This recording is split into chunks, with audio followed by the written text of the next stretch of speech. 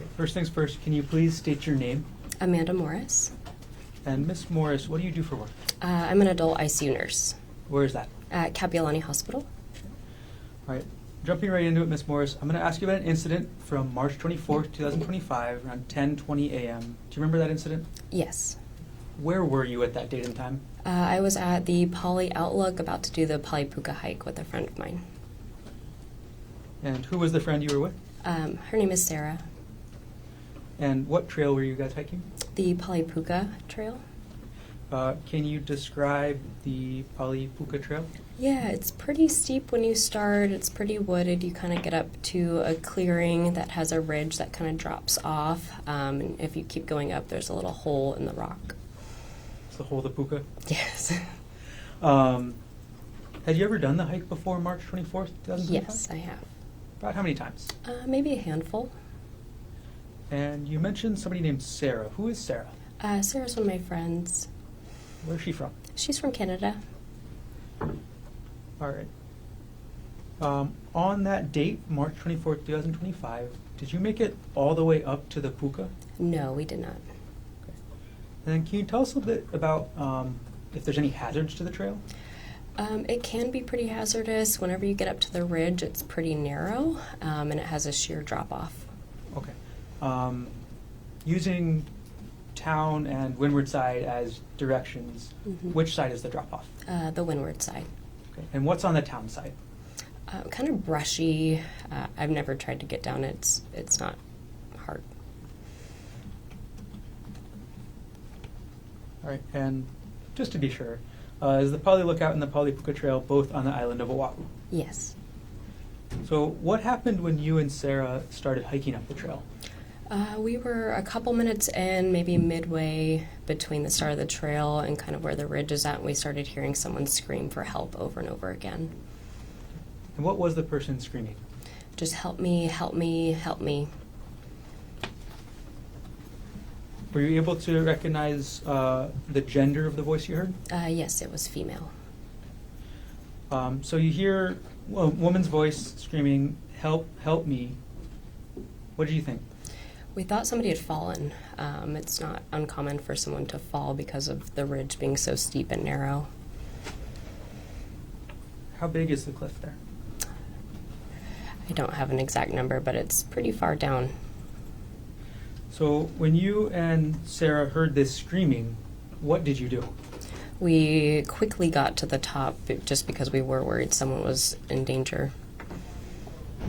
And when you got to the top, can you describe the area you got to? Yeah, whenever we got to the top, we could immediately see kind of over into the valley, and that leads to the left, which is the little trail. And okay, so you get up to the ridge, up to this part of the trail. Do you see anybody up there? Yes, whenever we turned the corner to the left, we saw a man and a woman. Okay. What was the position of the woman? She was laying on her back. What was the position of the man? He was on top of her. Okay, when you first got there, did you see the man doing anything? Yes, he was hitting her with a rock. Can you describe the area of the trail where you saw the woman on her back and the man hitting her with the rock? So whenever you kind of turn the corner from like a little ridge section, there's like a little grassy area where you can kind of overlook into the valley. Okay. When we say overlook, what are we overlooking? Just a steep drop off into the windward side.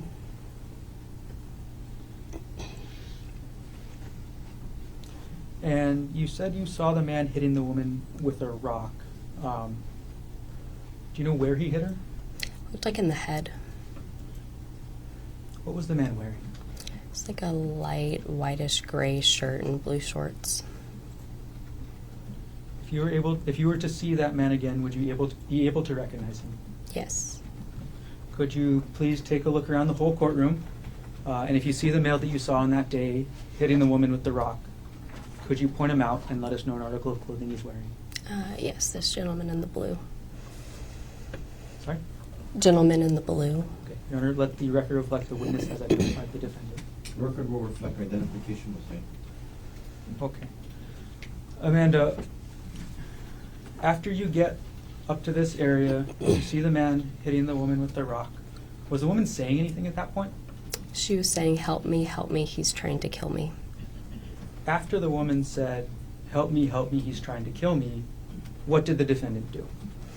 They both saw us and he stopped and stood up. Did the defendant say anything? No. Right. Amanda, could you clarify the chronological, the timeline order, the three different things you've told us this morning? Mm-hmm. The three different things, hearing the woman say, he's trying to kill me, hearing the woman screaming, help me, and seeing the defendant hit a woman with a rock. Could you put that into order for us? Yes, so we were hiking up the trail. We heard her screaming, help me, help me. We got up to the top, and whenever we first saw them, he was hitting her, and they both noticed us, and she said, help me, he's trying to kill me. After the woman said, help me, he's trying to kill me, how did you and Sarah react? We started to take steps back just because we were pretty close to the edge and we were afraid that something could happen to us and that we were in danger.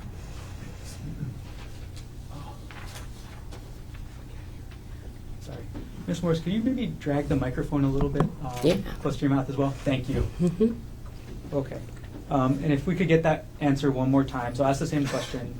After the woman said, he's trying to kill me, how did you and Sarah react? Sarah and I started to take a couple steps back because we were a little afraid for our own safety since we were kind of close to the edge. Once you two stepped back, or where did you and Sarah step back to? Maybe 5 or so feet back, and we kind of turned a little bit of a corner, and that's when Sarah started to call 911. Once you stepped back and went around the corner, did the woman say anything? She said, please don't leave me, he's trying to kill me. Did you and Sarah respond? Yes, we said we're not leaving, we're just taking a step back for our own safety. We are calling 911. Other than asking you to call 911, at that point in time, did the woman say anything else? No. When was the next time you saw the woman? Shortly after, she was crawling towards us. Can you describe how she was doing that? On her stomach and hands and knees. So, and then what was Sarah doing as the woman was crawling to you? She was calling 911. Okay. Was the woman able to actually get to you? Yes. Where did the three of you go after the woman was able to get to you? We started going back down the trail. Was she able to walk on her own? No, she was not. Can you describe for everybody how you how the three of you got down the trail? Yeah, I asked her if she could stand, and she was not able to, so she was able to turn over onto her bottom and scoot herself down. Did the defendant follow you? No. Do you know what the defendant did or where he went after you, Sarah, and the defendant went down the trail? No, after we backed up, we couldn't see him anymore. When you got to the bottom, the trailhead, then what did you do? A police officer was there, and he climbed over the wall, met us, asking us if the gentleman was coming down with us and if she was okay.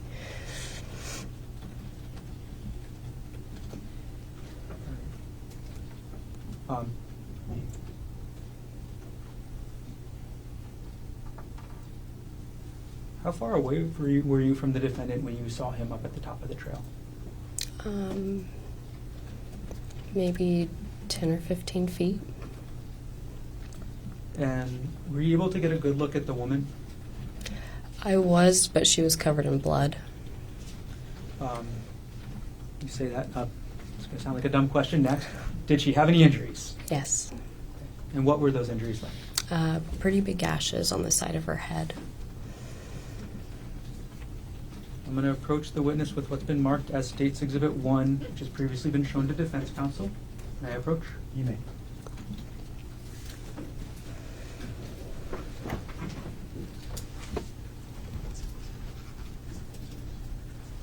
Ms. Morris, without showing the jury yet, do you recognize what I've just handed you? Yes. What is this? That is the injuries that we saw on the woman coming down from the mountain. Does this photo fairly and accurately depict the woman's injuries as you observed them on March 24th, 2025? Yes. this point, the state moves to enter Exhibit 1 into evidence. Okay. No objection. Would have been marked for identification as State's Exhibit 1 is received into evidence. Your Honor, does the state have permission to publish? Granted.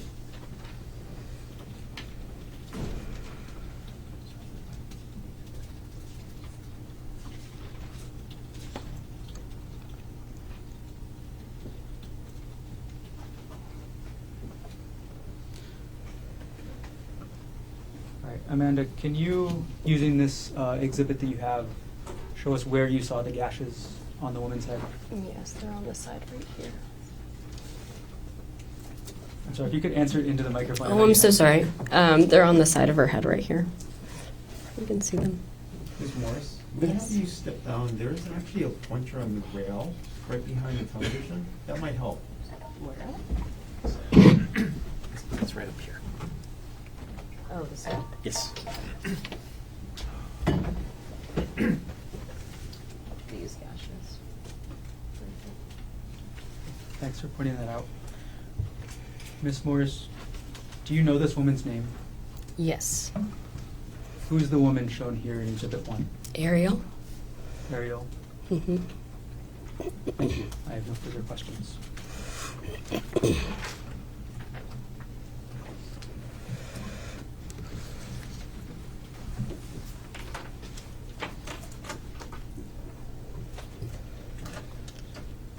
Thanks for talking. Thank you. Cross-examination.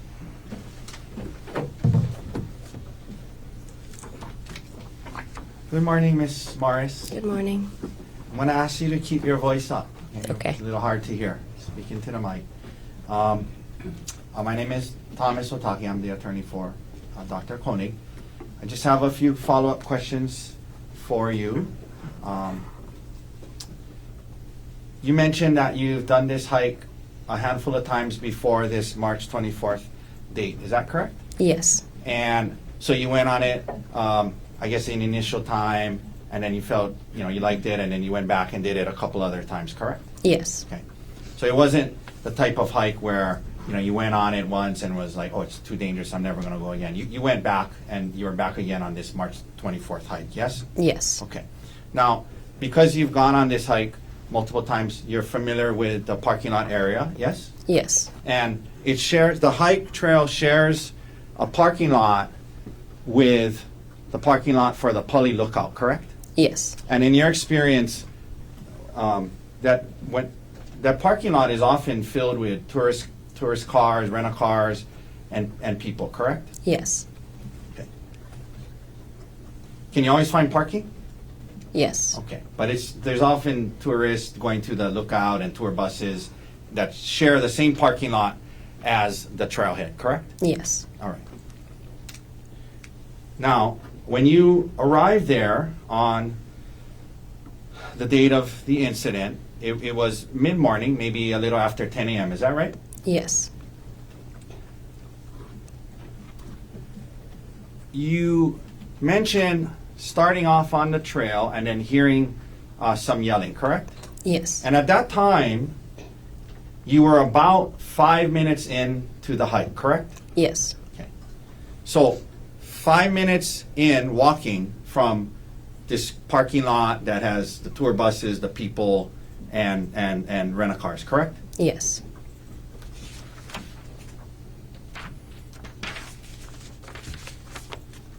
You mentioned the trail, it can be pretty narrow, hazardous, but there's places it's hazardous and there's places it's not as hazardous, correct? Yes. Okay. You said that you heard this yelling and you guys tried to get there quickly, yes? Yes. Because you thought somebody had fallen off a cliff, right? Yes. In other words, you didn't think at the time somebody was being attacked because they weren't yelling, help, help, he's hitting me, he's killing me. They just were yelling and you thought they had fallen off a cliff, correct? Yes. You guys get there quickly and your friend Sarah Bosch, how do you say her last name? Brooksbomb? Brooksbomb? Okay. We'll call her Sarah. So your friend Sarah is with you, yes? Yes. And she was kind of going up, when you guys heard it, you guys kind of quickly went up together, correct? Yes. And she was kind of like right by you when you guys got there, right? Yeah, she was right behind me. Right behind, yes. You indicated that you see a man, women on her back, a man on top, and you indicate you see him hitting her with a rock, but you only saw him hit her one time, correct? Yes.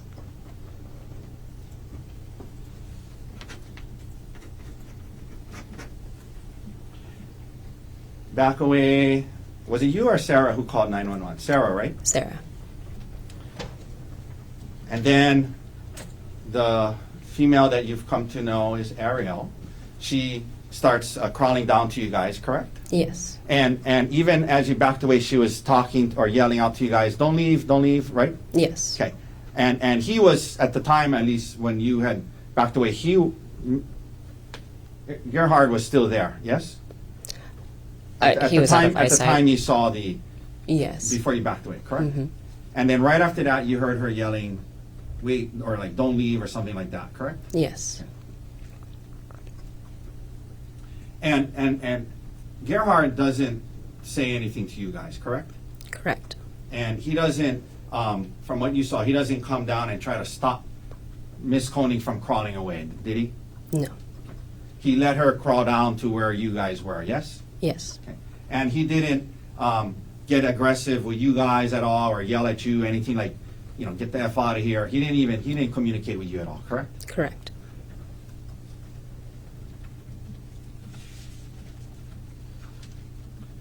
And as she was crawling down to you, he doesn't come back and kick her or hit her with the rock again. He lets her get back to where you guys are, right? Or get to where you guys are, right? Yes.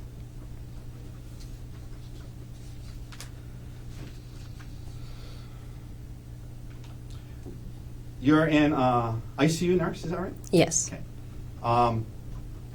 During the time period you were assisting Miss Konig, she did not lose consciousness, correct? Correct. She was awake and alive and scooting to you, yelling out to you guys, correct? Yes.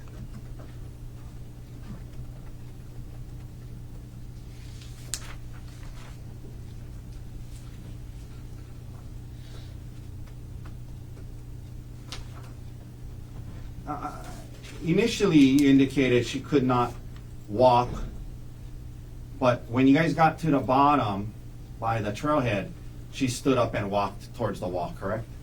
No, she scooted towards the wall and onto the wall, and we helped her down from the wall. Okay. Your Honor, I'd like to, Defense Exhibit 177 is a body cam video of one of the officers. If we would seeing the police officer's body cam videos of when the three of you guys were coming off the trailhead help you refresh your memory as to whether she stood up and walked down? Yes. Okay. Your Honor, I apologize. I wasn't able to have I wasn't able to show it to her ahead of time. Is there you stipulate to the showing the? Do you have it on a smaller player, like an iPad, We can, if we can take 1 sec. I apologize. or just on a computer or a laptop? Yeah, Sure. Can we approach and show? Absolutely. Okay. And with no audio. Okay. Mr. Darcy is going to come show you the video. Okay. And just watch it to yourself, and then I'm going to ask you a question after when you're done.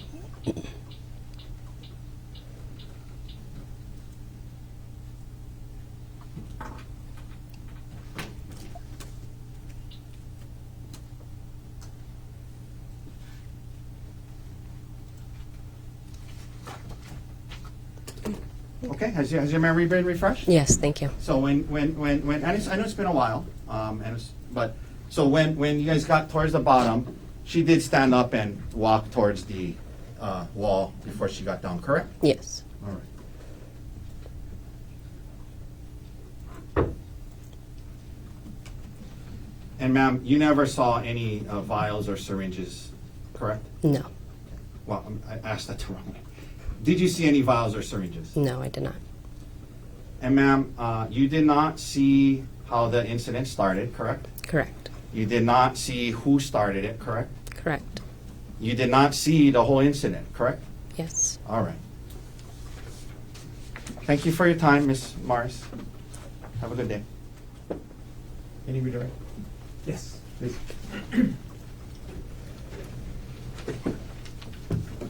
Ms. Morris, in that video that Mr. Dirkster showed you, was Ariel able to walk on her own? No. She wasn't? No. How was she able to walk? Sarah and I were on each side of her, helping her. How were you and Sarah helping her walk? She was kind of we were holding on to her. Was Ariel able to walk under her own power? No. Objection, cause for speculation. No, overruled. No, sir. Was Ariel able to walk under her own power? No. A couple other things I want to follow up on. You described to Mr. Otake that Sarah was right behind you. Yes. Okay, is that when you guys, or when was Sarah right behind you? Whenever we got up to the top.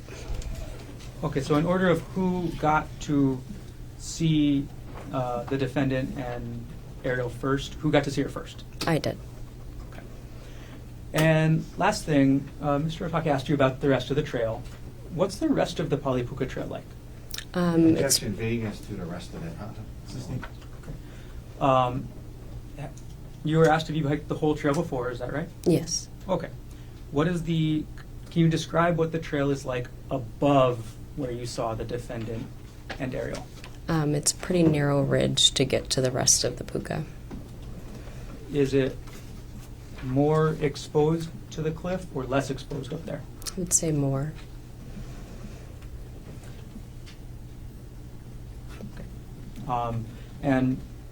Is it more dangerous or less dangerous the closer you get to the puka? More dangerous. Thank you. Very briefly, Your Honor. Okay, ma'am, you were asked about her walking. There was a time when you got to the bottom, you saw the video where she stood up and the two of you was side by side, and she was walking on her own legs as you guys were on the side of her, right? Correct? Yes. And you're an ICU nurse, right? Mm-hmm. You didn't, neither of you let her go and tried to let her walk on her own because you thought she might fall, right? Correct. Okay. So you didn't try, so you don't know if she could have walked on her own or not, correct? Correct. All right. Thank you. Ms. Morris. Thank you very much. Thank you. You can sit down. Watch that first step. Mr. Garner, state's next witness. The state calls Sarah Brooksbomb to stand. If I could have just a moment. Of course.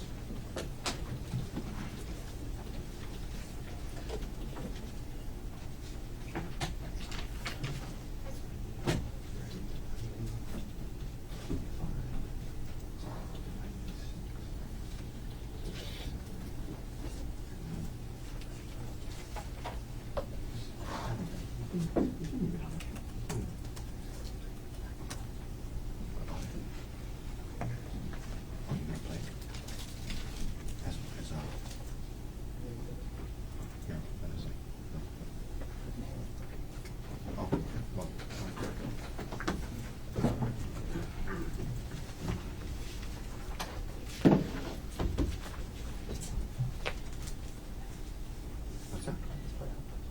Do you? Okay. This is the middle.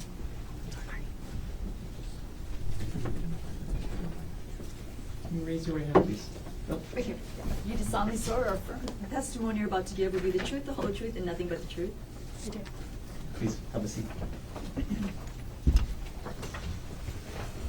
Okay. Good morning. Good morning. First of all, before I ask you any other questions, can you pull the microphone as close to your face as possible? And as we go through the questions, can you speak into the microphone as much as possible? Okay. Okay. Can you please state your name? Sarah Brooksbomb. Right. Miss Sarah, where are you from? I'm from Vancouver, Canada. And what do you do for work? I'm a registered nurse. All right. Jumping right into it, I'm going to ask you about an incident from March 24, 2025. Do you remember that incident? Yes. On March 24, 2025, around 10 a.m., where were you? On the Palipuka hike. Is the Palipuka hike on the island of Oahu? Yes. What were you doing on Oahu in March 2025? I was here on vacation. How long were you staying? About 2 weeks. When were you scheduled to leave? I was scheduled to leave that night, actually. Okay, so you're leaving the night of March 24th, 2005. Was anybody up with you at the Pali Puka on March 24th of last year? My friend Amanda. What were you and Amanda planning to do up there? Just hike. Okay. And what hike were you going to do? The Pali Puka hike About what time did you start the Pali Puka hike? at 10:24.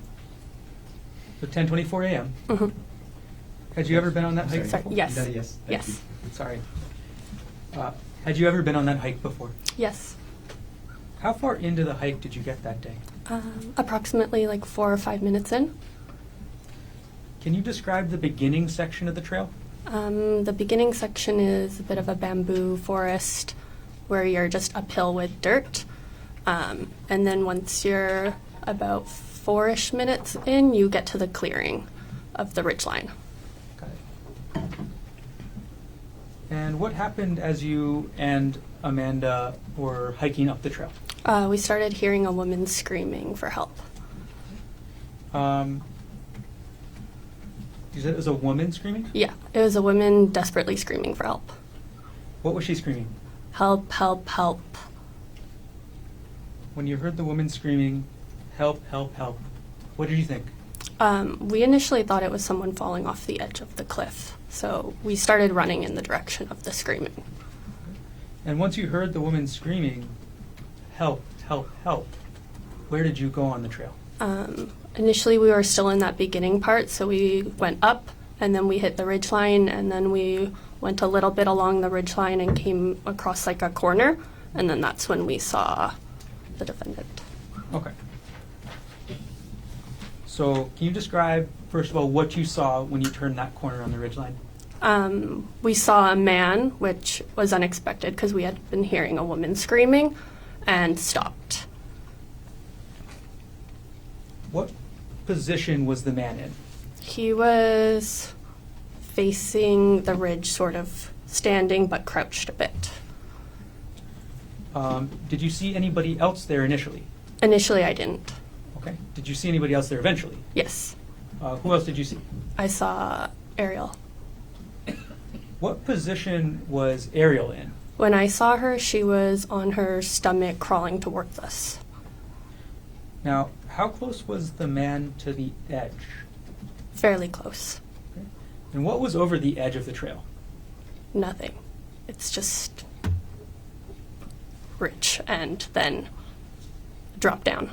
Got it. Okay, so a drop. Yeah, a big drop. Did the man have anything in his hands? He had a rock. If you were to see the man again, would you be able to recognize him? Yes. If he's in the courtroom today, could you point him out and let us know an article of clothing he's wearing? He's wearing the blue shirt. Okay. And Your Honor, may the record reflect the witness has identified the defendant. Record will reflect identification was made.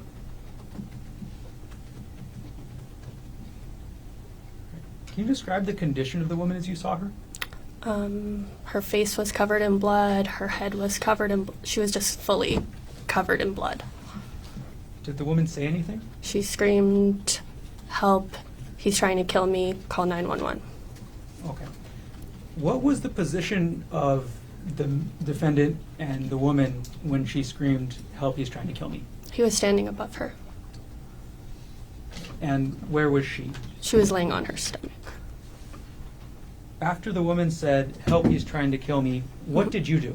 We initially backed up a bit because we were right on the edge and we didn't want to get attacked. So we backed up so we were in a safer area. And as we were backing up, I was calling 911 and Amanda was yelling at her saying that we were calling for help.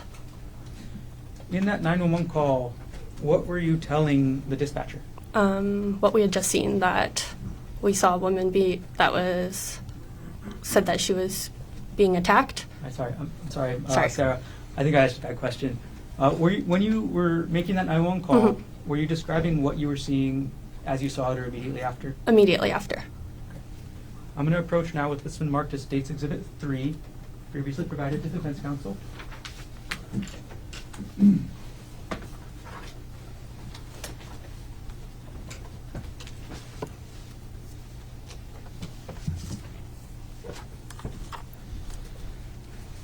Okay, Sarah, I've handed you what's been marked as State's Exhibit Number 3. Do you recognize what I've handed you? Yes.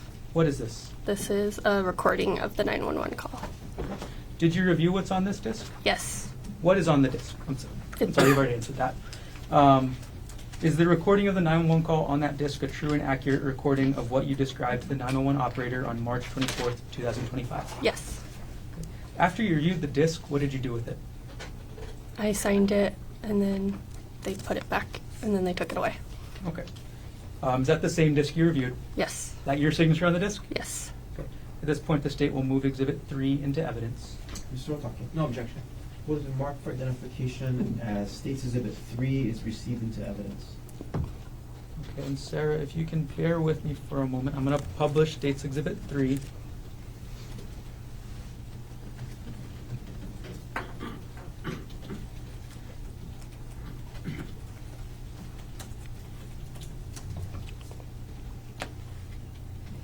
And ladies and Get out, gentlemen, please. Sorry. go ahead, publish. Okay. Hi, someone's currently being attacked on the top of Polypuka. Where? There's a man trying to kill her. She's blood all over her face. Where is this at? Polypuka, the hike at the lookout. Okay, so Poly on the top of lookout. She's on the Polypuka hike, and he's currently attacking her. Okay, where, how far is the hike? Or is it in the entrance? Where? We're probably like 5 minutes into the hike, really quick in. Okay, what are you seeing? We heard her screaming, help, help, help me, and then we saw a man over her, and then she crawled out with blood over her face, saying that he's trying to kill her, and Does she know him? I don't know. Okay, where is he at? What is he wearing?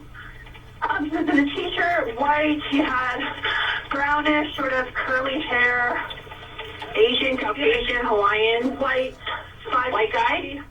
Yeah, white guy. Okay. And then what kind of shirt? T-shirt, maybe. I'm sorry, shorts. Pardon? What kind of shorts? I didn't see. He's wearing shorts though. Okay, and then did he walk away from her? No, he was not. We walked away because we didn't want him to attack us. Okay, so he's still there. Yeah. They were both hiking. And was she Caucasian? What is she wearing? It was hard to say. She was covered in blood and she was crawling. Okay, and then, so she's 5 minutes into... The man is here. The girl is here. She's wearing a purple tank top. She's okay. She's covered in blood. She's near us, though. Does she have a weapon? Did he have a weapon? He didn't have a weapon. Okay. It's a rock. He was hitting her with a rock. Okay. Is this the Poly lookout? Is that the one on the town side going towards...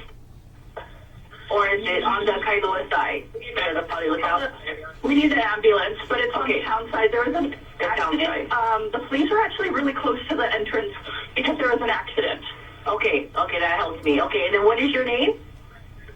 Sarah. Sarah. Okay, we'll send somebody out there just to go for the officer and the ambulance. We'll definitely need an ambulance, okay? Okay, thank you. Thank you. Are you okay?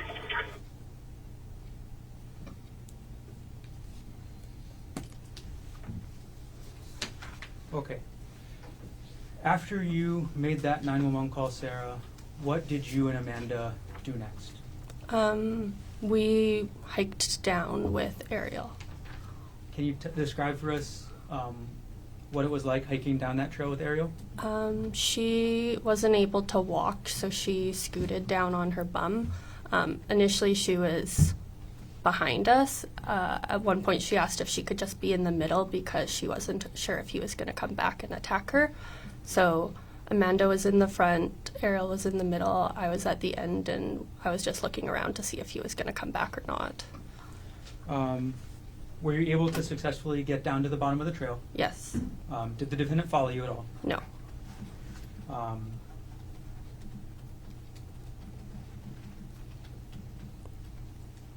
When you were up on the trail, when you initially got to that clearing and saw the defendant, were you able to get a good look at him? Yes. Did you make eye contact? Yes. How long did you make eye contact with the defendant for? Approximately 30 seconds. Can you describe seeing the defendant's eyes? It's like a cold, emotionless stare. How did you feel as you made eye contact with the defendant? I felt very uneasy.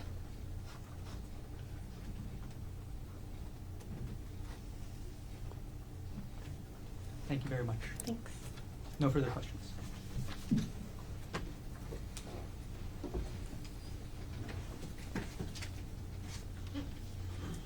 Cross-examination. Good morning, Miss Bushbaum. Hi.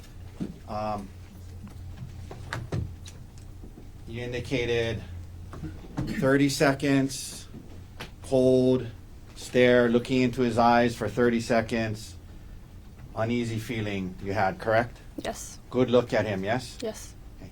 Isn't it true later that same day when the detective showed you a photo lineup that you initially picked the wrong person out of the photo lineup? That was the next day. Oh, I'm sorry. Okay, I apologize. The next day, you yes. picked the wrong person out of the photo lineup initially, correct? Initially, because That's just my question. Yeah. Okay. Did you pick the wrong person out of the photo lineup initially? yes. And then when the detective said, keep going, then you said, oh, wait, that's him later, correct? When I saw his eyes, yes. Yeah.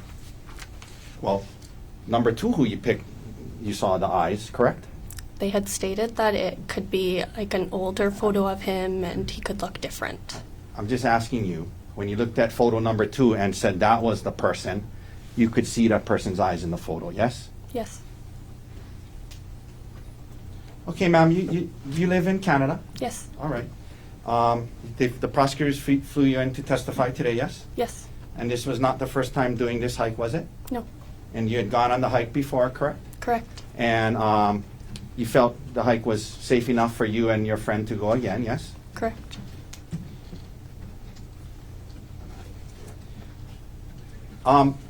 I wanted to just ask you, just more out of curiosity, you indicated you started the hike at 10:24? Correct. That's pretty specific. Did you have like a...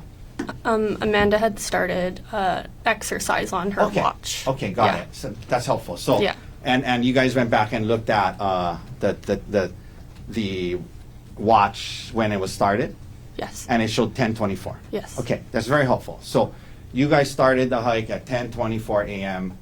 on March 24th, correct? Correct. All right. 10:24 a.m. The parking lot shares a parking lot with Poly Lookout, yes? Correct. As you indicated, you guys were just about 4 minutes into the hike, correct? Correct. And in fact, on the 911 call, we can hear you saying, "Oh, we're really quick in, just about 5 minutes in." Yes. Correct. So when you heard this, you were just about 4 to 5 minutes in from the busy parking lot where the tourists park to go to Poly Lookout, correct? Correct.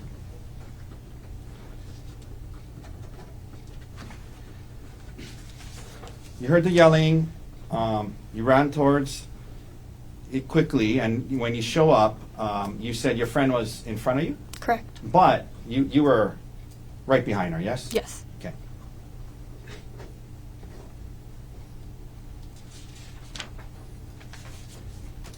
And in fact, you didn't see the man hit the female, correct? Correct.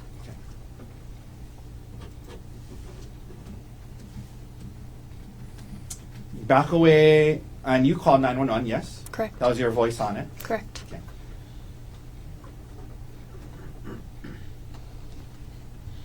And you mentioned at some point she starts kind of crawling towards you, is that right? Yes. Okay.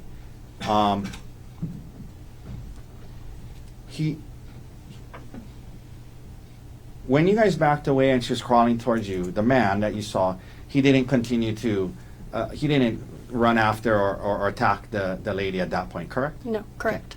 And he wasn't aggressive towards you in any way? Correct. And from when you were interacting with the female, she did not lose consciousness, correct? Correct.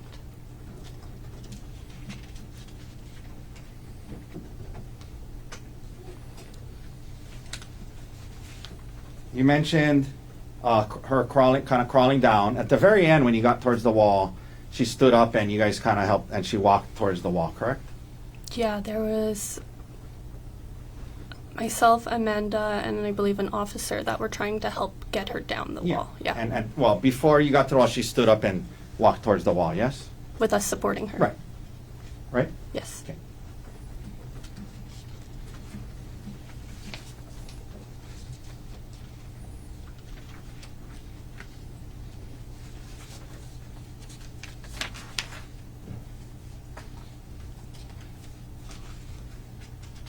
And you did not get a good look at the rock that was in his hand, correct?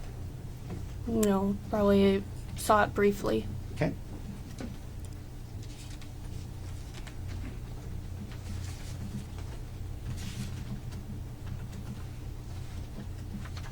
And I'm sorry, I should ask you something. How do you pronounce your last name? Is it Brooksbomb. Brooksbomb? Brooksbomb? Brooksbomb, yeah. Miss Brooksbomb, you did not see how the incident started, correct? Correct. And you did not see who started the incident, correct? Correct. Okay. And you did not, by the time you got there, you didn't even see anybody hit anybody, correct? Correct. Okay. And you never saw a vial or a syringe, correct? Correct. Okay, thank you, ma'am. Yeah. Okay. Safe travels. Any redirect? Yes.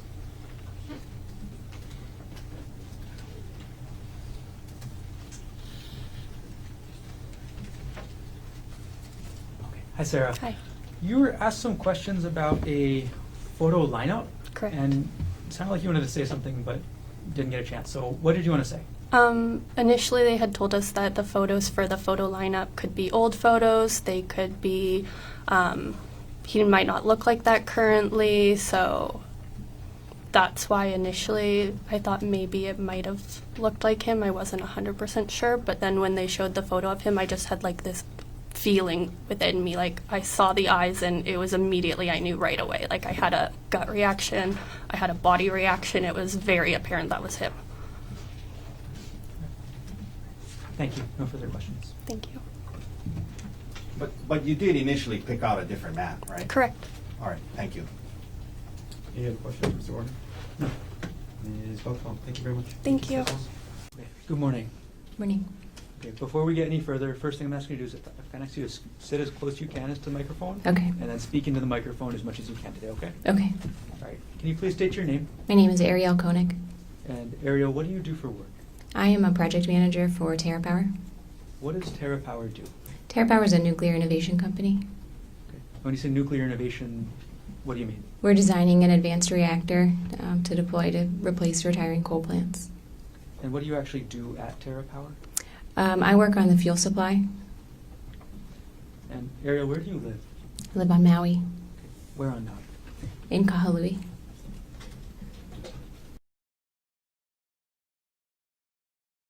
Who do you live with? I live with my children. Which children? I have two little kids and then my stepson. How long have you been living on Maui? Just over 3 years now. Ariel, are you currently married? Yes, I am. Who are you currently married to? Gerhardt Konig. As of March 24th, 2025, how long had you been married to Gerhardt Konig? About 6.5 years. Okay, as of that date, 1 year ago today, how long had you been in a relationship with him? Would have been about 9 years then. When did you first meet Gerhardt Konig? We met in the spring of 2016. And you mentioned you have some children. Do you have any children with Gerhardt? Yes, I have 2 children with Gerhardt. How old are those children? They are 5 and 3. If you were to see Gerhardt again, would you recognize him? Yes. Could you? Stipulate to identification, Your Honor. Okay. Stipulation accepted. The record will reflect that there is identification by Mrs. Konig. Okay. I'll skip ahead a little bit. Ariel, I'm going to ask you about an incident from March 24th, 2025, around 10 o'clock a.m. Do you remember that incident? Yes, I do. Where were you going that morning?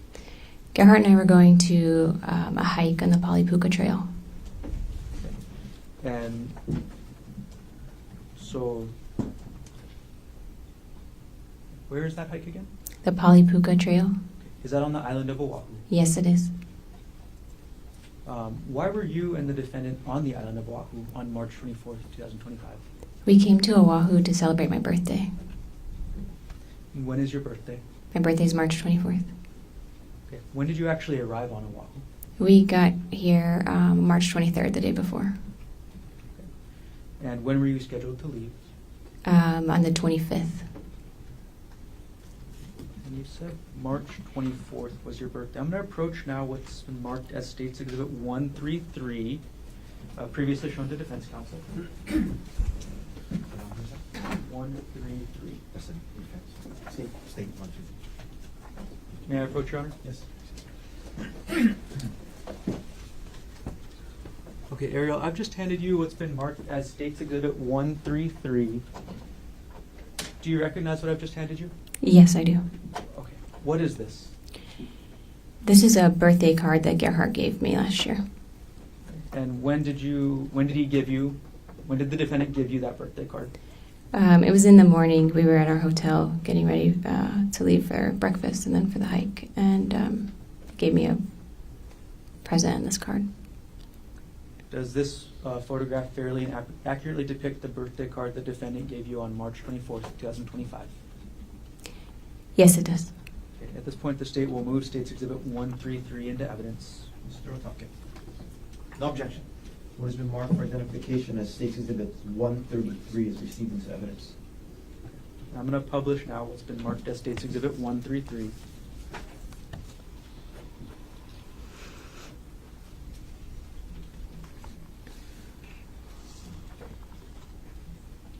Ariel, how did you feel when you got this card?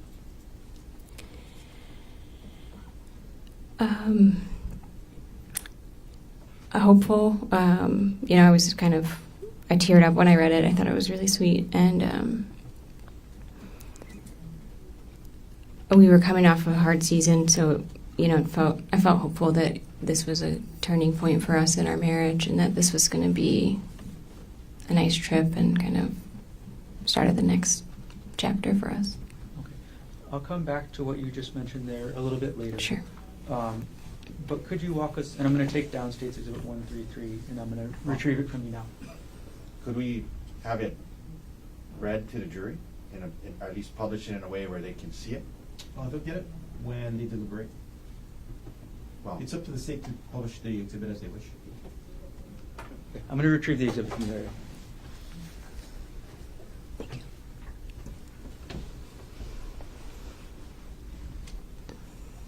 going to hand it to the court. Okay. All right, Ariel, you got the birthday card in the morning, you said, and then you were late around 10 a.m. on this hike. Can you describe how you got to the Palipuka hike? We had a rental car, so we drove. Who drove? Gerhart drove. And who planned the hike? Gerhart planned the hike. Had you ever been on the Palipuka hike before? I had not, no. Had you ever been to Oahu before? No, this is my first trip to Oahu. I had flown through, but not visited the city. Okay, so you'd stopped at the airport before, Yes. but never left? Yes. Right. Can you describe the area around the trailhead of this hike, or the start of the hike? Sure. There's like a parking lot when you first get there, and then the trailhead itself is kind of hidden. There's a sign that says like the trail is closed here, and it's up. There's like a lava rock wall, and it's above that wall, and then there's like some porta potties off to the side. When you got to the trailhead, were there any other hikers around? Yes, when we first got there were two hikers walking around, looking on their phones, kind of looking like they were looking for the trailhead. When there's a sign that says the trail is closed, so it looked like they were trying to figure out where the trail actually was. And what did you and the defendant do when you saw those two would-be hikers? We saw them, and I was like, oh, they're looking for the trail too. We should tell them it's up here, because we had seen hikes like that before where you kind of go past the sign. And he said, no, it'll be nicer if it's just us. Let's just go to the lookout and give them time to find the hike. And so we went and parked and went over to the actual, like, more visitor area at the Palipuka Trail. Okay. When you said the visitor area or the lookout, what area is that? There's like a big flat area, and there's plaques and things, and then there's a big view, so you can go and take pictures and read about the site. And how long did you and the defendant stay in that area? I'd say less than 10 minutes. Just Okay. took some pictures and looked around. And what were you looking out over at that area? Or what were you looking at? It's this big valley. Okay. And then after you were done at the Poly lookout area, looking at the area with the plaques and all that, where did you and the defendant go next? Then we went and started the trail. Did you hike the whole trail that morning? No. Can you describe what the start of the trail was like? Sure. And we just kind of quickly went behind the porta potties to get up there. And the start of the trail is pretty wooded and rocky. You mentioned you didn't hike the whole trail. At a certain point, did you decide to turn around? Yes, we were hiking, and there's kind of these like cliff faces that you walk past, and it's pretty narrow. And I was just feeling uneasy, and I wasn't enjoying myself. And we got to a part where you had to kind of scramble, use your arms and legs to get up. And it was kind of exposed. There weren't really a lot of trees, and I was just uneasy. And so I told Gerhart, I'm not having fun. I don't want to keep going. I'm going to stop here. Ariel, can you explain to us what was making you uneasy? The cliffs were just feeling, it was windy, and the trail was narrow, and the cliffs were really steep. Do you know how tall the cliffs were? I don't, hundreds of feet, I would say. Okay. So you're feeling uneasy, and you just said you told the defendant you didn't want to continue. What happened after you told the defendant that? Well, I had hiked up part of that little scramble area, and I came back down because I was feeling it was like very exposed up there. And so I came back down, and I was like, I told him he could keep going if he wanted to, and I would wait there. And so he went on for a little while I just kind of hung out. And it was maybe, again, 5 or 10 minutes, and then he came back. Okay. So once the defendant got back, did he say anything? Yeah, he came back, and he was like, it's really beautiful. You should really come on it. It's too dangerous for me to be walking around by myself, but you've already done the hardest part by coming up this part. You should really come up and we could keep going. And I was just like, no, I'm not enjoying it. I don't feel good. I'm not doing it. All right. So after you told the defendant no again, what did he do? Then we started making our way back down the trail. And can you describe for us what you and the defendant were doing as you started to head back down the trail? Sure, we were just walking and talking, and I was like, I'm not as much fun as I used to be since having kids, I guess, but yeah, I'm just not enjoying this today. And we were walking down, and there's this big tree, and I was like, I'll climb the tree, you can take my picture up there. And so we did that. Okay. Who took the picture of who in the tree? Yeah, I climbed the tree. I gave Gerhart my phone and my purse to hold, and I climbed the tree, and he took the picture on my phone. So after you take the picture in this tree, where did you go?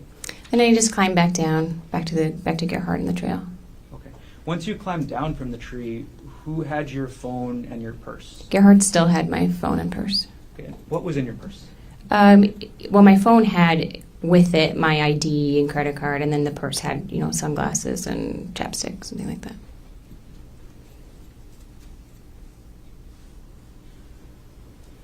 Okay.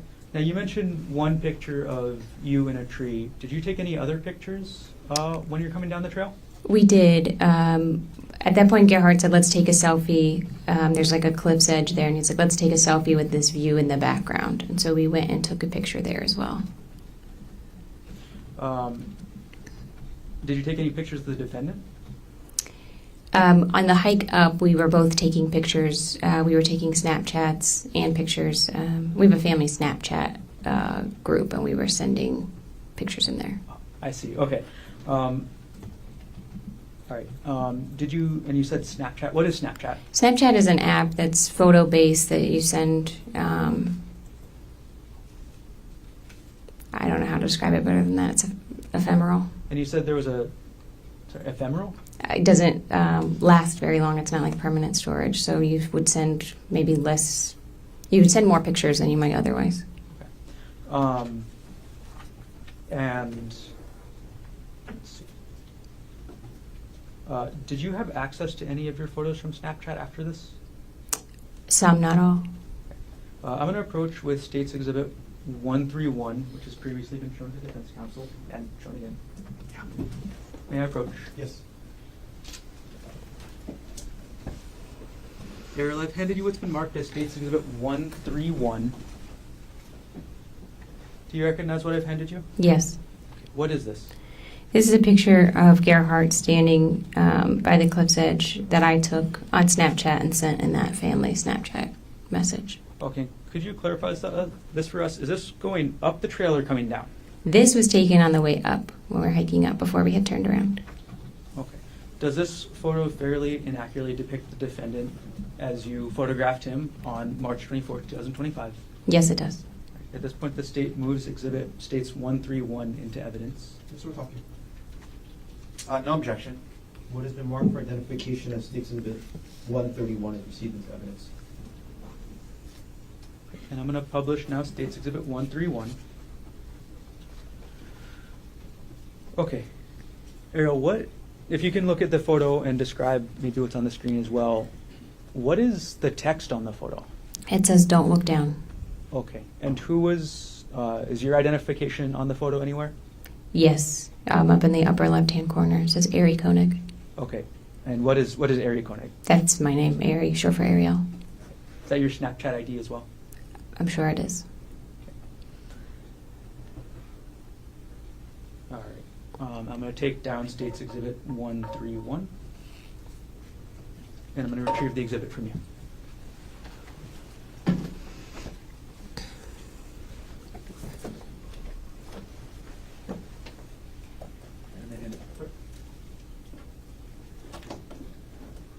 Ariel, why did you say don't look down there?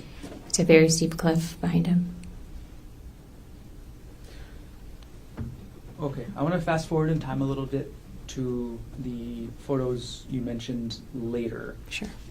So did you take any other photos on the way down? Yes, right at that cliff. When I had come out of the tree and when we had walked to that cliff area, Gerhard said, "Let's take a selfie with this as the backdrop." So we would be standing with our backs to the cliff, taking a photo. Before you took that selfie, before the defendant asked to take that selfie, did you notice anything about the defendant's attention? Yes, he was very aware of where I was, where my feet were, where he was, and where the trail was. I felt like he was often looking at my feet and just very spatially aware of where I was on the trail. Did you ever take that selfie? We did. It wasn't quite as close to the edge as he wanted. I was standing from that photo. You can see there's a pine tree, and I was holding onto a branch of that because I was just uneasy that close to the edge. And we did take a selfie, but I held onto that tree. Okay. Do you still have access to that selfie? I don't. What happened after you took the selfie while you were holding onto the tree? I just asked him to move down the trail a little bit so that I could get past without having to go near the cliff. And then how did the defendant react to that? He was a little like, okay, and then he moved a few paces away. Okay. So after the defendant moved down the trail a few paces away, what did you do? Then I walked to him. So he was then facing me and the cliff, and I walked up to him. And again, everything was normal. I walked up and just kind of like brushed my hands against his shoulders, like kind of like a little hug. Okay. As you had your hands against his shoulders, where was the defendant facing? He was facing the cliff, facing me. My back was to the cliff, and he's facing me at the cliff. And how far behind you was the cliff? Feet, 10 or less. Excuse me, I couldn't hear that. 10 or less feet. Right. So, okay, after this happens, after you get to where the defendant is on the trail, what happened next? When I walk up to him, then he grabbed me really forcefully by my upper arms. And he said, I'm so sick of this shit. Get back over there. And he starts pushing me back towards the cliff. While the defendant was grabbing you and pushing you, what did you do? I mean, I was surprised. It felt almost like he was kidding at first. And I was like, what are you doing? But he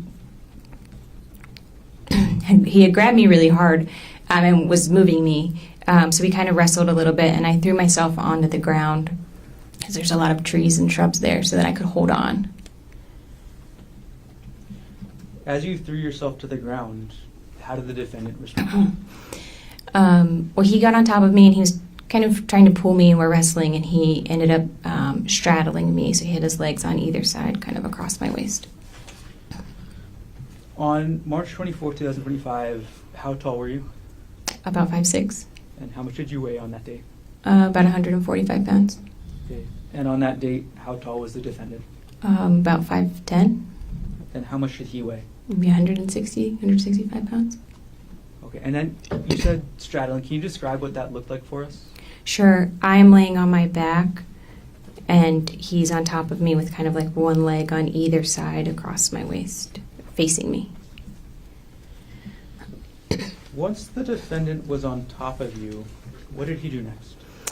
So he was first trying to pull me, trying to get me closer to the cliff. And again, I could kind of hold on to the roots and stuff that were around us. And then he had a backpack that he was hiking with. And he, like I said, he's on top of me. And he had a syringe in his hand. And he says, hold still. And I see the syringe, and I just kind of like bat it away from us both. When you first saw that syringe in his hand, did you actually see where it came from? I didn't see where it came from, no.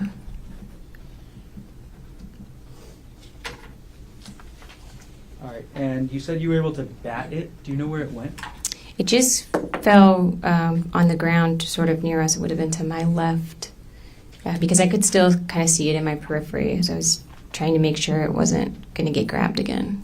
And then could you describe what you remember about the syringe, what it looked like? Sure. It was a clear syringe with a blue piece, maybe blue plunger, I guess is what that's called.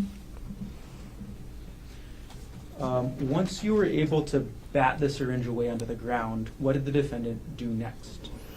So he had taken his backpack off, and it was on the ground to his left, so kind of to the right side of my body here.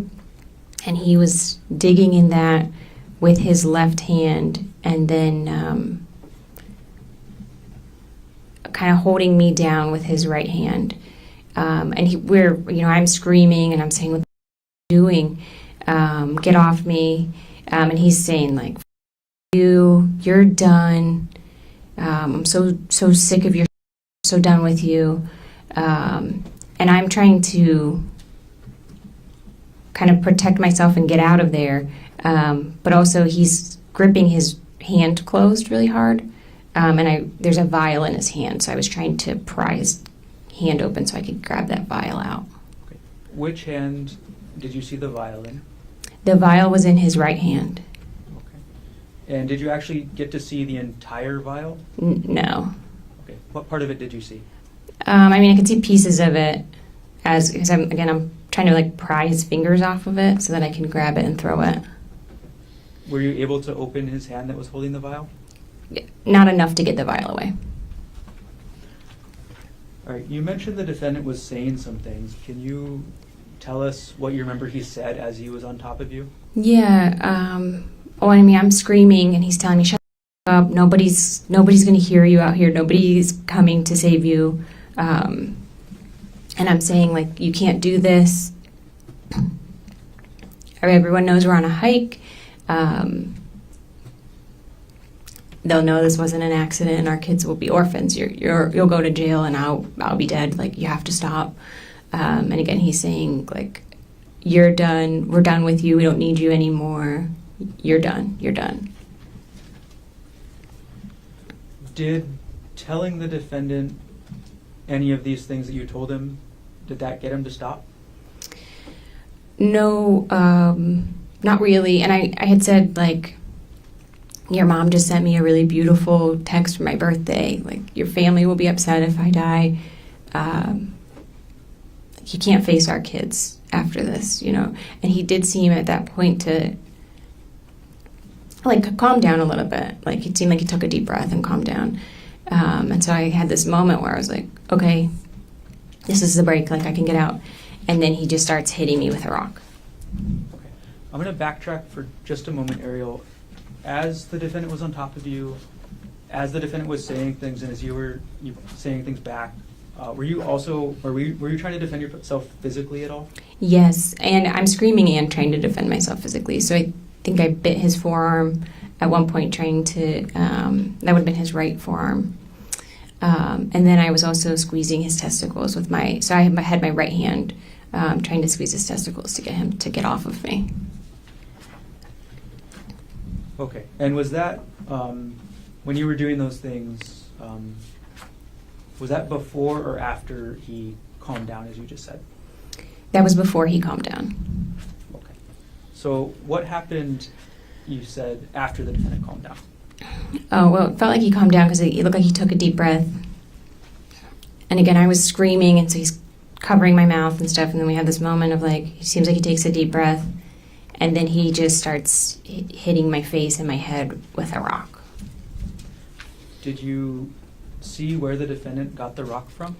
I didn't see where he got it from, but, like, spatially, he was, like, reaching up around this area of my head. So my impression was that there was a rock on the ground near my head that he was able to grab. Were you just holding your hand around the left side of your head? Yes. Sorry.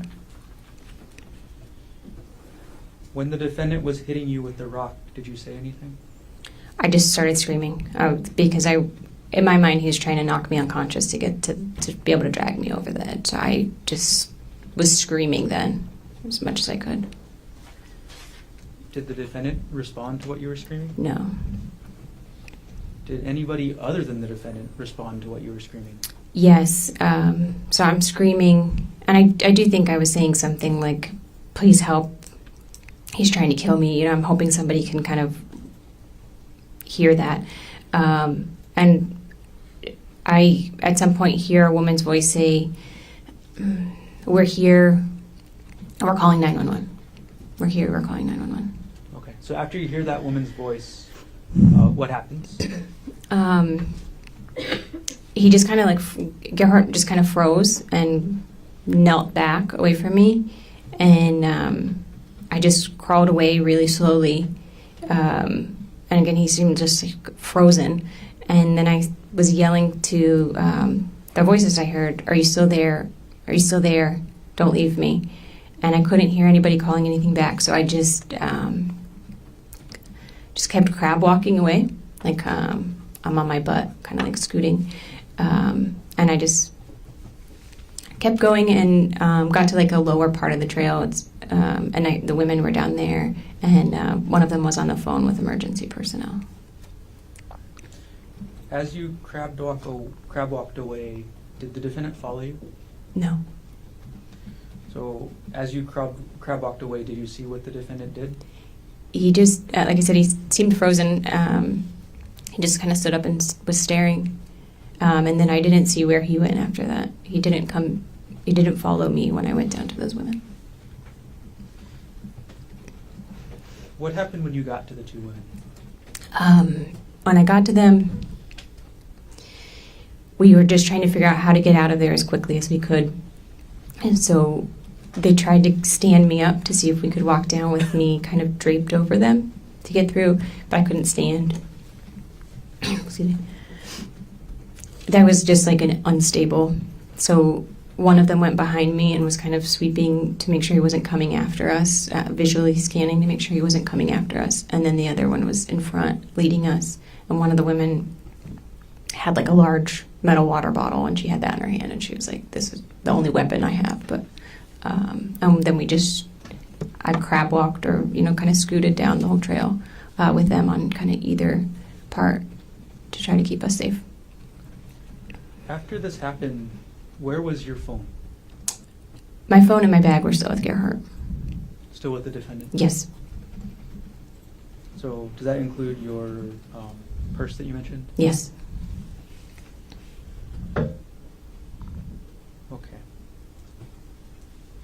Ariel, I'm gonna take a step back. Okay. There's something you mentioned earlier about a hard season. Were you having any marital problems before this happened on March 24th, 2025? Yes, we were. What happened to start those problems? Sure. In December, the year prior, Gerhart had gone through he'd logged into my WhatsApp account and saw that I was deleting text messages between a coworker and I, and he got upset about that. When in December did this happen? This was the beginning of December. And when you say logged into your WhatsApp account, how does that work? Or what is, first of all, what is a WhatsApp account? WhatsApp is a text messaging app. Okay. And you described the defendant logging in. Do you know how that works? Actually, no, I don't know how that worked.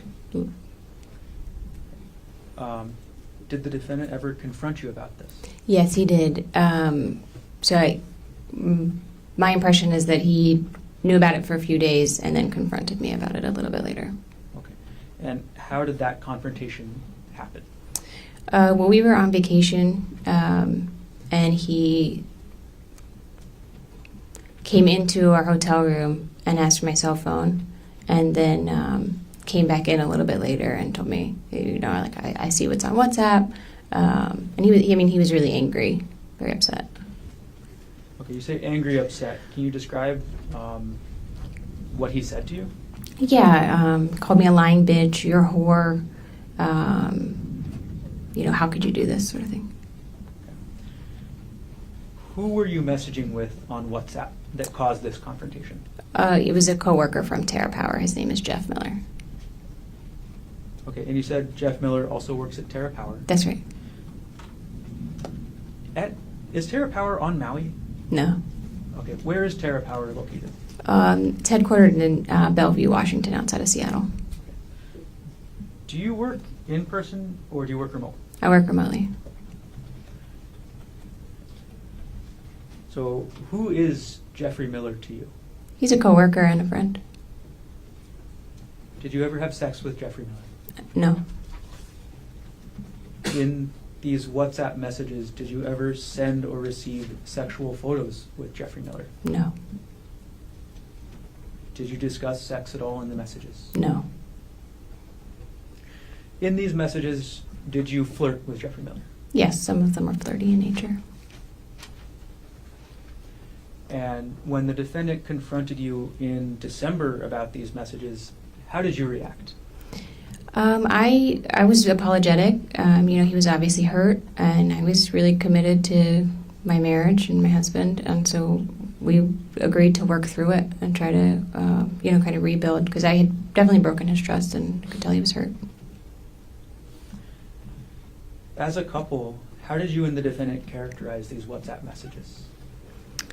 It felt like an affair to him, so we called it an emotional affair. Did you say emotional affair? Emotional affair is the word, yeah. After the defendant confronted you and called you a lying bitch and a whore, did the defendant make any demands about your job? A little bit. I wasn't supposed to be in any kind of one-on-one work situation with Jeff. No emails or anything like that. All right. Can you describe a little bit about what that was like, or what the defendant asked you to do? Well, it was really just anytime there was going to be a meeting, there had to be another person there as well. And then Gerhart would kind of go through my stuff at the end of the day to see, what I was doing. So if I was sending emails or who I was meeting with. After this happened in December, did anything change with your sex life with the defendant? At the time, Gerhart kind of expected to have sex every other day, and when this happened, he made it clear that if I refused to have... An objection. Can we approach?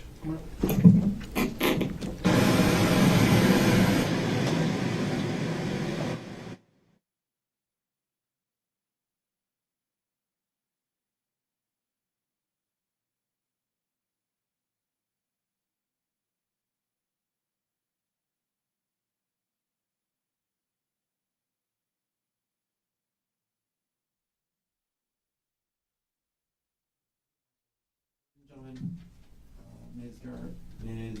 Konig's last answer stricken from the record. Ariel, I'm going to rephrase the question. How often did the defendant demand to have sex in December after this emotional affair came out? Every other day. When did you actually last have sex with the defendant? December 24th that year. December 24th of 2024. That's right. So between December 24th, 2024 and March 24th, 2025, did you have sex with the defendant? No. In those months, December through March, did you and the defendant work on your relationship? We did a lot of work on our relationship. Yeah, we both were doing individual and couples therapy.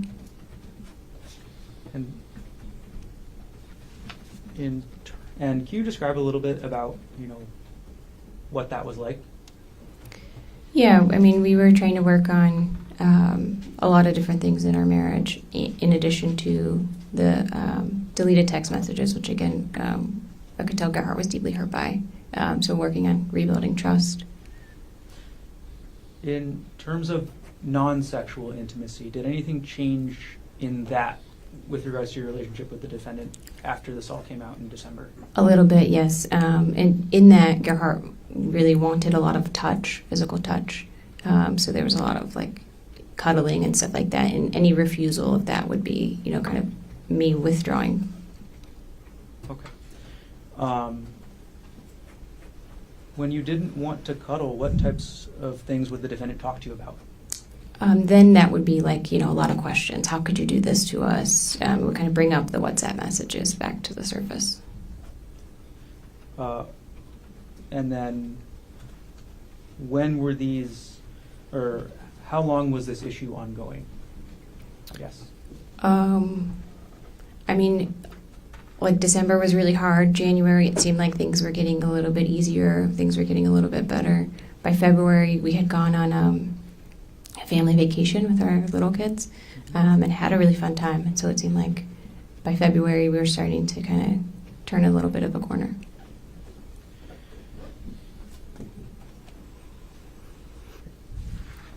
And were you and the defendant still talking in January? Yes. Okay.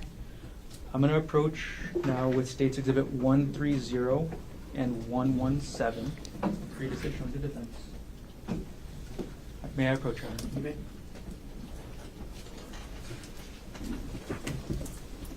Thank you. Ariel, I've handed you two exhibits now, 130 and 117. Without showing them to the jury, could you look at what they are, and when you're done, look up?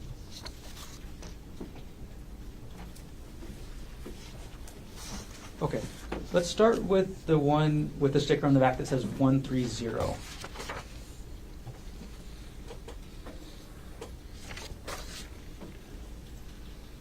What is that? This is a text message exchange between Gerhart and I. Okay, and what month did that exchange take place? This would have been in January. Right. Who does this exhibit fairly and accurately depict the text message exchange between yourself and the defendant in January 2025? To the best of my knowledge, yes. Okay. At this point, the state moves exhibit 130 into evidence. Mr. Otake. No objection. It has been marked for identification as States Exhibit 130 was received into evidence. Okay. I'm going to now publish and put up on the screen what's been marked as States 130. Okay. And then can you describe the context of this message? Yes, so Gerhart would have been at work, just kind of texting me an update. So he's in the blue, but I was at home. And what was Gerhardt's work? Gerhart was an anesthesiologist at Maui. Okay. Do you know where he primarily did his work? At the hospital. Okay. We're going to take States Exhibit 130 down. Could you now take a look at the one marked States Exhibit 117?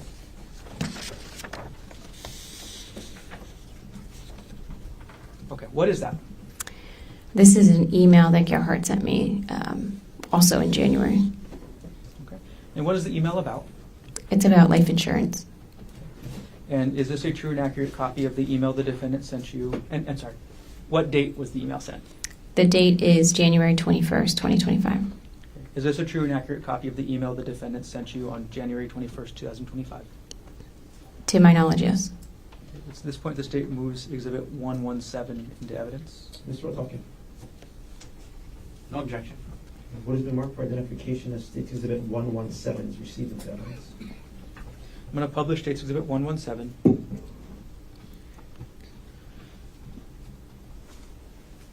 Ariel, what was the defendant asking you to do in this email? He wanted me to reach out to an insurance representative from AAA to apply for a life insurance policy. At the time that you saw this email, did you think anything of it? No. We're going to take Exhibit 117 down from the screen right now. And I'm going to retrieve both exhibits from you, Ariel.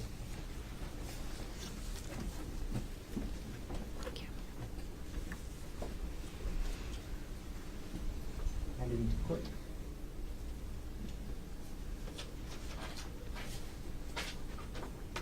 Okay, so you said you didn't think anything of the defendant asking you to increase your life insurance at the time. Is that right? That's correct. Okay. In your relationship with the defendant, who handled matters such as insurance? Gerhart did most of the financial stuff. The financial stuff, is that even more than insurance? Yeah, I mean, did taxes and, tracking everything. Okay. Can you describe what financial things the defendant actually took care of? Sure. He made sure did all of the utility payments and bill payments. And then in this case, looked at our life insurance and how much we would need if either of us were to pass away to keep our kids in our house. Who set the budget? We didn't really have an established budget. I'm going to move forward in time just a little bit, Ariel, to February 2025. Okay.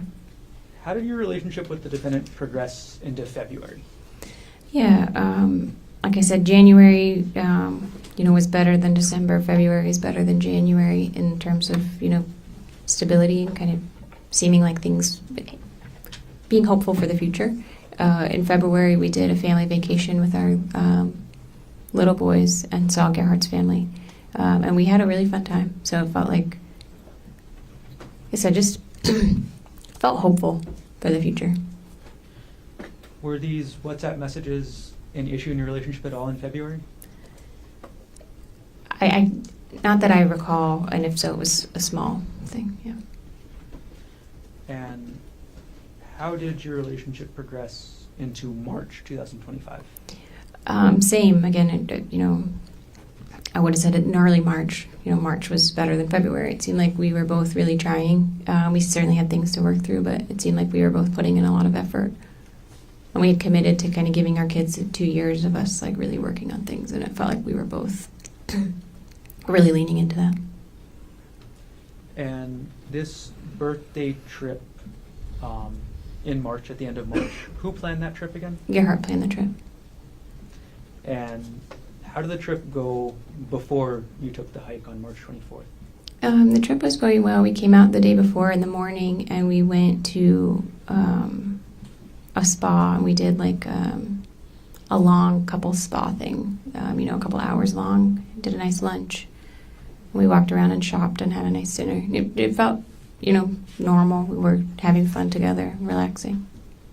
You mentioned the spa thing. Is that something that you and the defendant talked about before you did it? Yes. Okay. How far in advance did you know that you guys were going to the spa? Weeks or less, 1 to 2 weeks, I would estimate. Did you and the defendant talk about the Puka hike specifically before you did it? No, not really. Maybe the night before. Did you research it together? I did not know. So did you look at any web pages about the hike before you went on it? No, I didn't.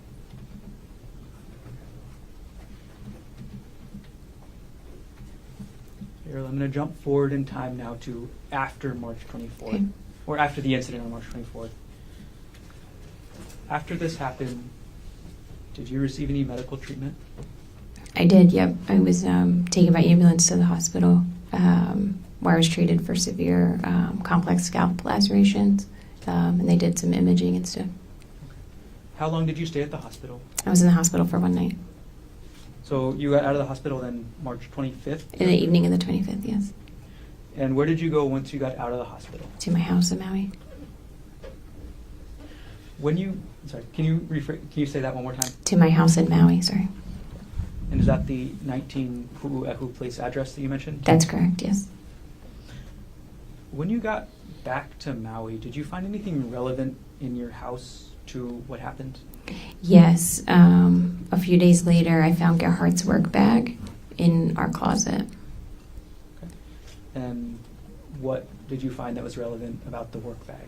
I just unzipped it and I could see syringes and medication were in there. How did you react to finding the bag of medical supplies? I mean, I was surprised. I called an attorney and then got in touch with the police to have them come get it, just in case it was relevant. Did the police eventually come and collect the bag? They did, yes. 2 evidence specialists came to take it. And between the time that you saw the medical supplies in the defendant's work bag to the time that the police came to collect them from your house, did you tamper with, alter, substitute, or destroy any of the items in that bag? No. And could you describe the bag for us, just the physical bag? Sure, it's a black backpack, but it has like a one shoulder strap. It's not a full backpack. Other than the bag, did the police recover anything else from your house on Maui? They did. They also took his laptop computer. Where was the defendant's laptop before the police recovered it? It was on his desk at our house. Do you know the login information for that laptop? I do not know. Do you have like a computer account on that laptop? No.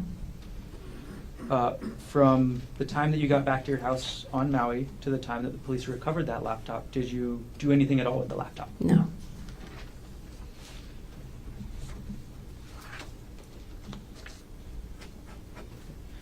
Now, you talked about your treatment on Oahu so far. Did you have any sort of medical treatment after you got back to Maui?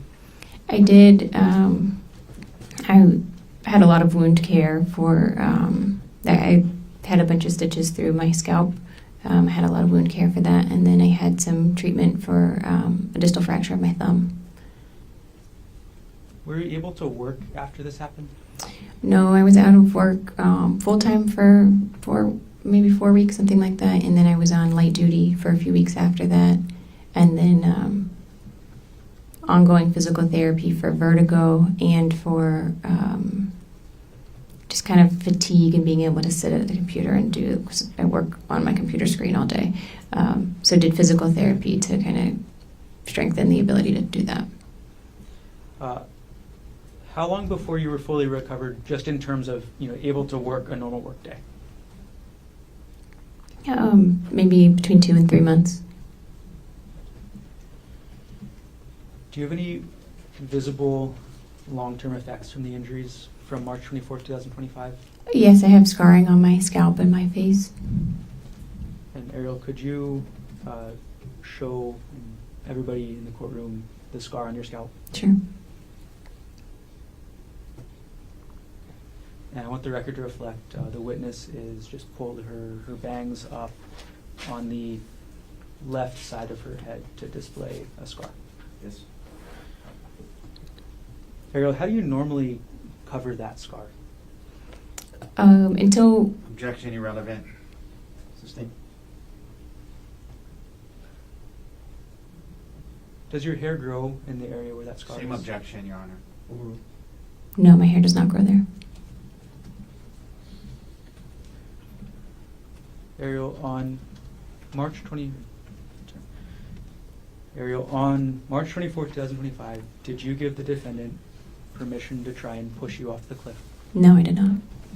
Did you give the defendant permission to try and inject you with a syringe? No, I did not. Did you give the defendant permission to hit you with that rock? No, I did not. Thank you. I have no further questions at this time. Good morning, Ms. Konig. Good morning. My name is Tommy Otake. I'm Gerhardt's attorney. I have some questions for you this morning, ma'am. If I ask a question that you don't understand, please let me know and I'll try my best to clarify it, okay? Yes, sir. All right. Now, I want to begin a little bit with this issue of Mr. Jeffrey Miller. Mr. Miller was a co-worker of yours, yes? That's right.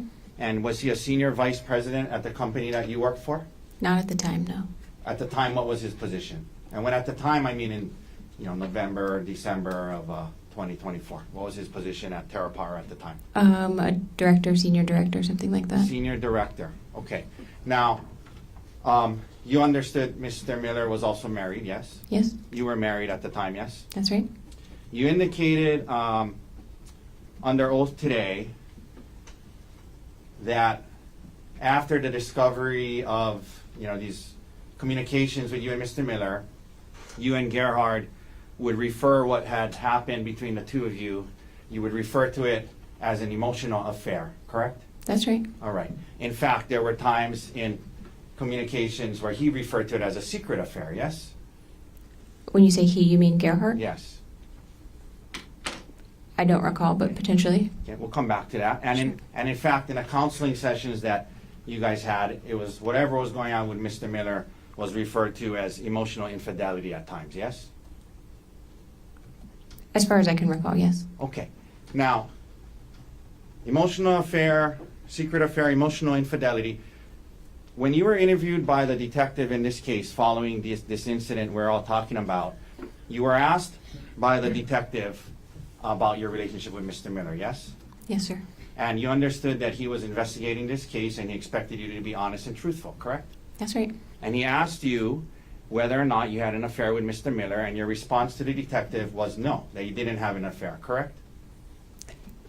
Based on, My question, ma'am, is was your answer to his question, when he asked you a very specific question, did you have an affair, your answer with Mr. Miller, your answer was no, correct? that's correct. You described it to the detective simply as some flirty text messages with a coworker, correct? That's what it was, sir. That's what it was, according to you, right? That's right.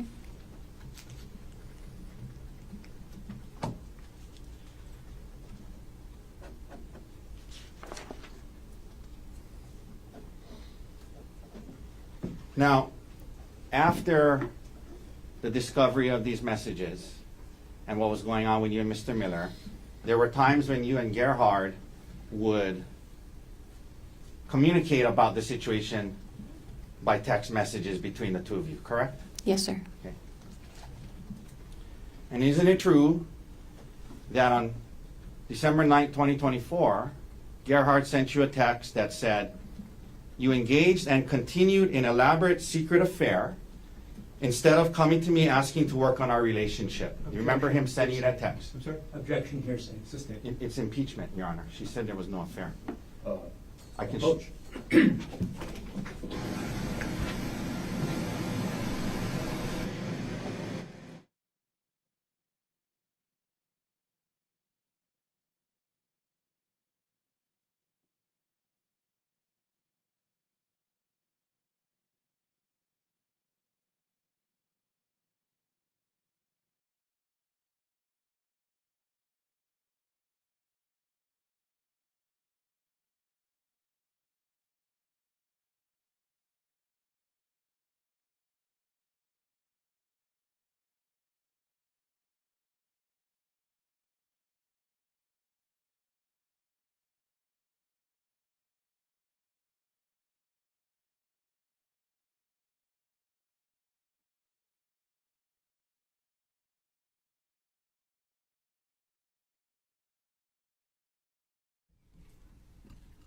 Thank you, Your Honor. Please.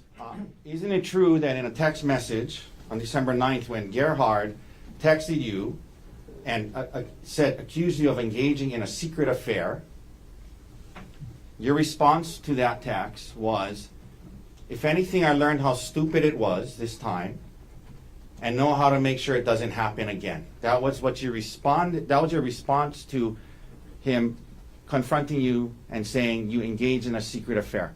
You said, I learned how stupid it was, and I know how to make sure it doesn't happen again, correct?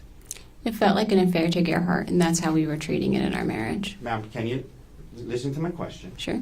Okay. My question is about the text message.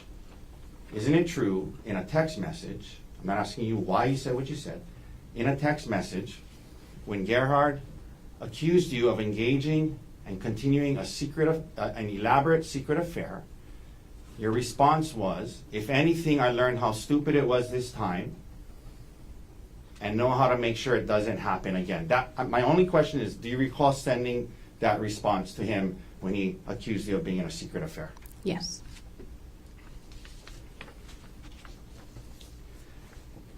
You didn't say to him, it was just flirty text messages, don't worry. You said it was stupid of me, it won't happen again, correct? Because when I did that, we would start to argue, so All right. you're right.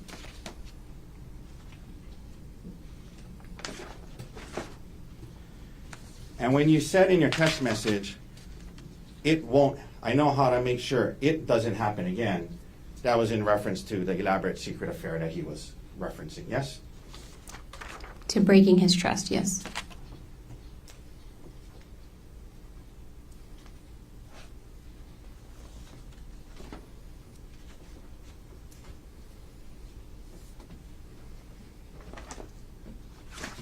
Another thing that happened after the discovery of your relationship with Mr. Miller, another thing that happened is, as you talked today about working through this in January and February. Remember that? Yes, sir. Okay. And another thing that happened to help you guys work through this is you guys started listening to audio self-help books. You remember that? Yes, sir.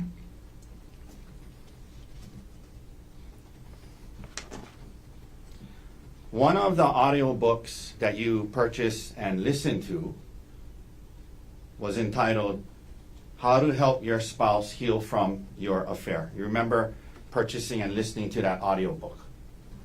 I do remember that, yes.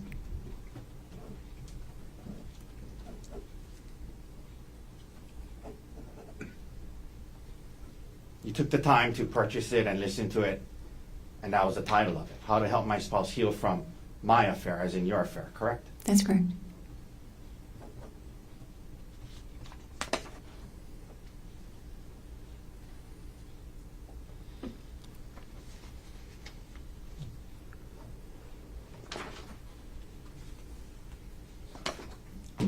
Leading up to December 2024, ma'am, prior to the discovery of your communications with Mr. Miller, you were trying to hide the extent of your relationship with Mr. Miller from your husband, correct?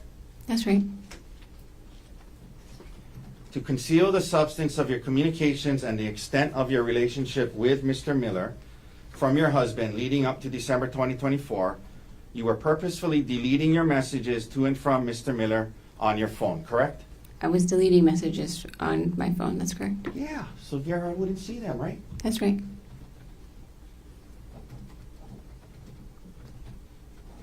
And by the way, you work with Mr. Miller, correct? That's right. You guys have work emails that you can email each other on, yes? Yes, sir. He had a work phone, yes? Yes, sir. Did you have a work phone? No. Okay, but you had text messaging on your phone. You could text him on his work phone about work things, yes? Through text messaging, yes? That's an option for sure, yes. Yeah, and emailing about work things on a work email, that was an option, right? Yes. But you chose to communicate with Mr. Miller, this other married man, on WhatsApp, correct? I use WhatsApp for work for other things too, yes. Ma'am, that wasn't my question. Yes, I talked to him on WhatsApp, sir.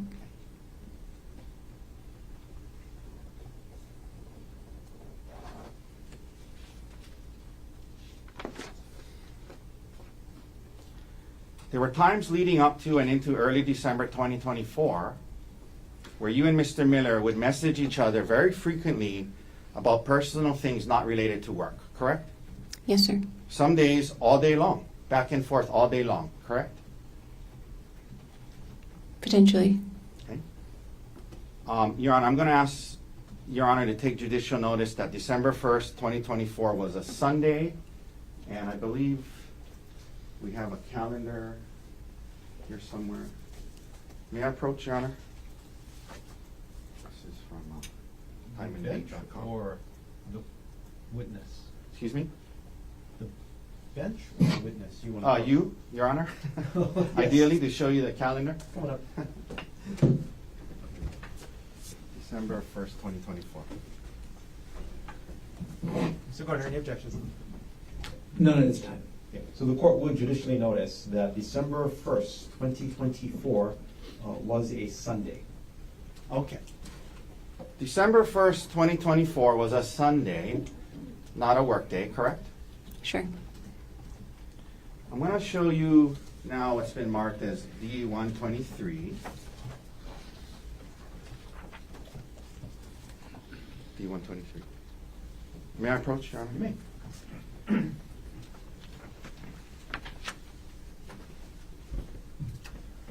Ma'am, I'm going to hand this to you. I'm going to ask you to just thumb through it. I'm going to ask you if that appears to be communications between you and Mr. Miller, not just on December 1st, 2023, but on multiple days.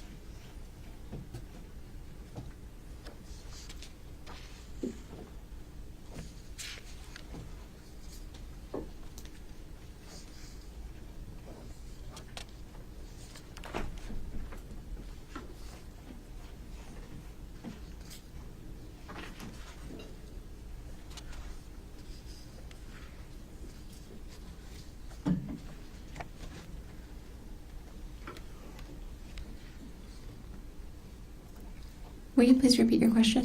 Just that appears to be messages between you and Mr. Miller back during that time period, yes? Yes, it does. All right. May I hand that back to you, Sure. please? Your Honor, I move to admit Exhibit D123. Mr. Gardner. Can I vote here on the exhibit? You may. Ms. Konig, I'm going to hand you back what's been marked as D123. Thank you. Take a look through, and are there any redactions to that exhibit? Yes, Did you place those redactions yourself? I did not. Do you know what has been redacted? I do not. We have a moment. That's how you guys gave it to us. Okay. No objection then. Are you aware that when the prosecutors pulled this from the computer, that's the redactions they provided to us with? I'm not aware of Hang that. on. Do you still want to proffer it or no? Yeah, I'd like to admit it into evidence. Do you have further foundation with that? Well, I mean, I think the question There's is no objection. no objection. No follow-up then, right? Not foundationally. Okay. Then what has been marked for identification as Exhibit D123 is received into evidence. Thank you. May I approach and retrieve it? Yes, you may. May we publish, Your Honor? Yes. Granted. And Mr. Dirks, if you can please go to 12:1. First of all, this goes on for pages and pages and pages, correct? Yes, it's over months. Excuse me? It looks like it's over months, but yes. But this is all between you and Mr. Miller, correct? Yeah, Your coworker, right? that's right. Okay. Let's go to 12:1, please. Mr. Dirks, let me know when we're there. I think it's the bottom of 1908. Is that it? Yes. Okay. Can we blow up the bottom section, please? Okay. Is it possible to make it bigger? Not really. Shucks. Okay. Ma'am, I'm going to read this to you, and can you see it on the screen there? May I have a copy? Oh, sure. That's probably a good idea. Thank you. Thanks. I'll turn to 1908.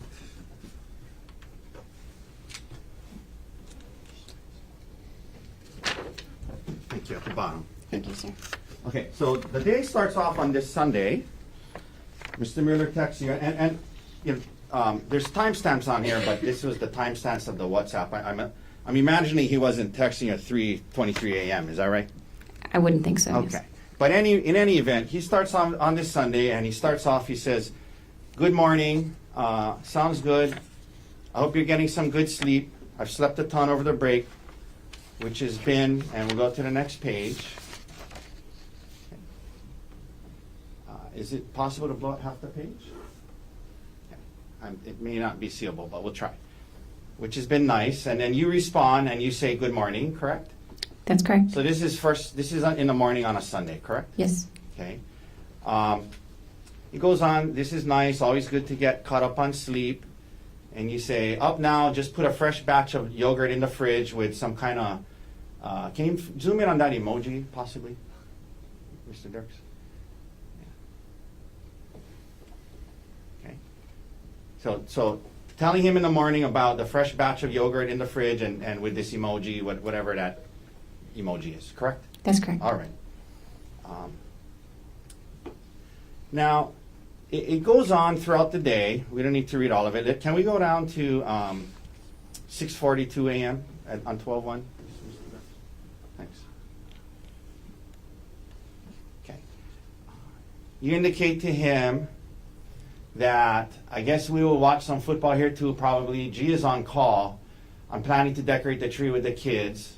And he says, Mr. Miller says, gotcha, correct? Yes. So on a Sunday, you're telling him what you guys are doing. You're going to decorate with the kids with the trees, yes? Yes, sir. Okay. And then it goes on throughout the day, and you guys are going back and forth about what's going on and watching football and decorating the tree and things like that, correct? That's correct. Okay. Now, at the bottom of the page there, you guys are talking about the football game. Looks like Pittsburgh is winning. You see that? Yes, sir. Okay, and then let's go to the next page. Continues on the first. And more communication. 11, 13, 29. If we can zoom in on that, Mr. Dirks. Okay. He says, checks back in. I hope you're having a nice morning. So good so far. That's what you guys are saying all throughout Sunday, correct? That's right. Okay. Then let's go down to 3:28:55. If we can blow that up. Mr. Dirks, please. Thank you. Okay. Now,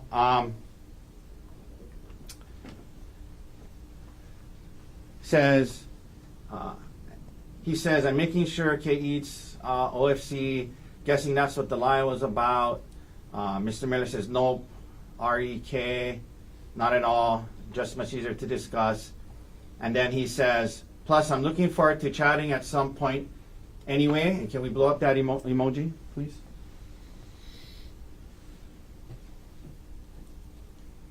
Okay. And then your response back, if we could blow that up, was now in the PM, good night, looking forward to it. And then the next morning it starts again, good morning, correct? That's correct. Okay. We can take that down. Now, so all throughout the Sunday, you and this married man were texting back and forth about what you guys were doing. Good morning, and then good night, and then good morning again the next day, yes? That's right. And then a lot of the messages that you were having with him, you deleted, right? I did delete a lot of messages. That's correct. Okay. So we can't see those messages, the ones you deleted, correct? That's correct.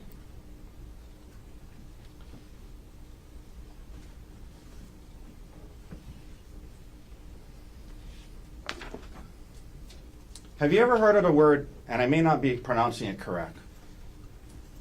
Actually, can I take that up? Have you ever heard of the word Heleu? How do you say H-E-L-E-U? Haleu. Haleu.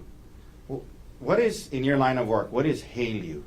Haleu is high assay, low enriched uranium. It's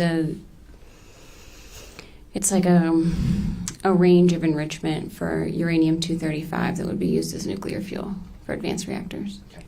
I have no idea what you just said, but it has to do with your work, right? Yes, sir. Okay. And during this communications with Mr. Miller, you and Mr. Miller would use the word Haleu in your personal messages to one another as code to let the other person know when your respective spouses were around, correct? It was for Gerhart specifically, but yes, that's correct. It was for Gerhart specifically, meaning you would tell Mr. Miller I got a lot of hate. I got hail you today.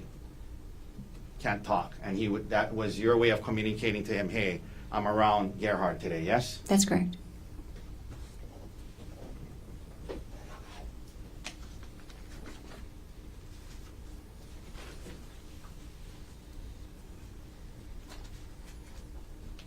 During this time period, leading up to December 2024, you and Mr. Miller would share photos of yourselves, both from the past and the present, and also during certain activities that you were engaged in, yes? Occasionally, yes.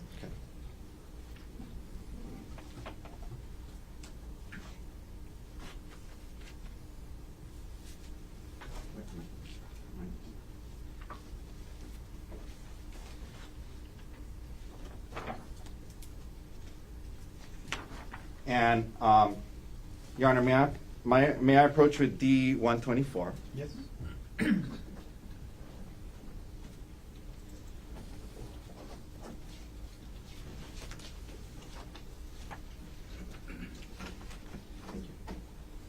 Ma'am, I'm going to show you D-124. If you can look through that, and I'm going to ask you again if that looks to you to be messages between you and Mr. Miller, and also photos that you guys would send to each other. And let me know when you're ready.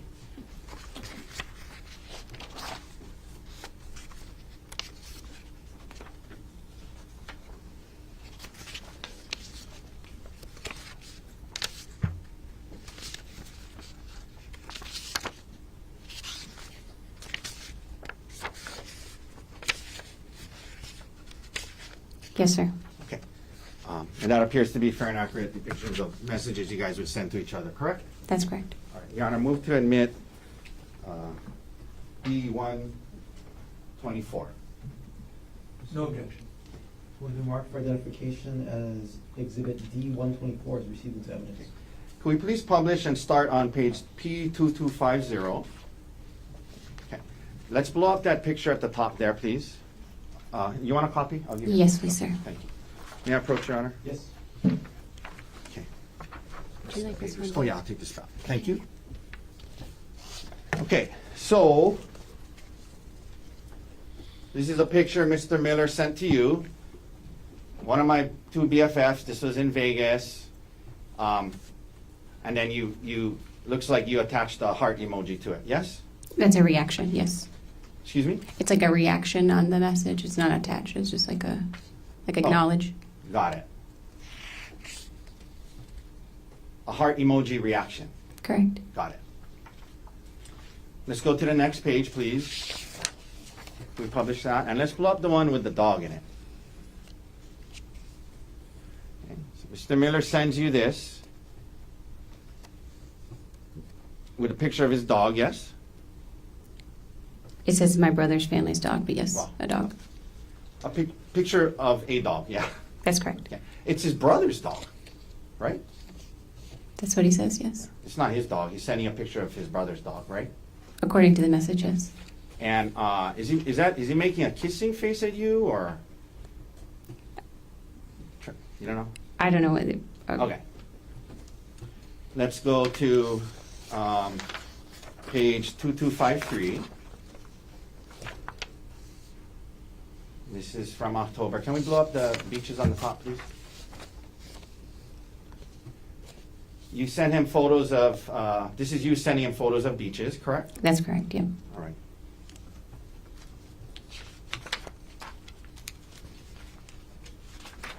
One second.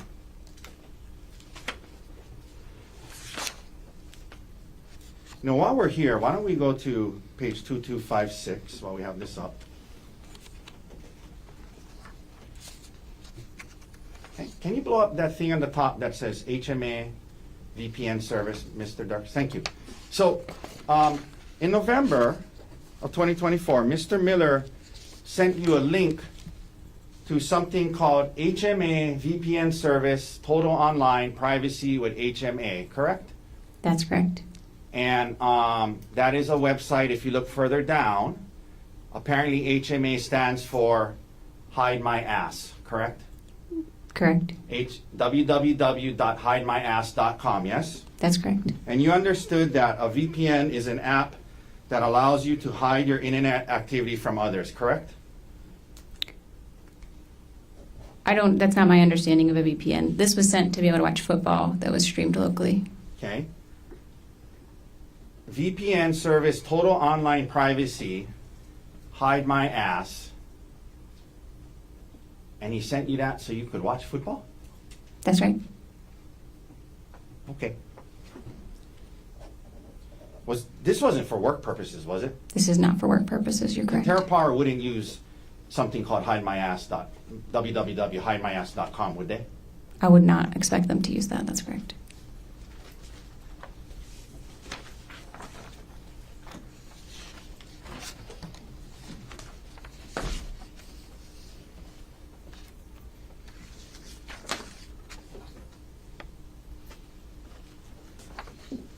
One second, Your Honor.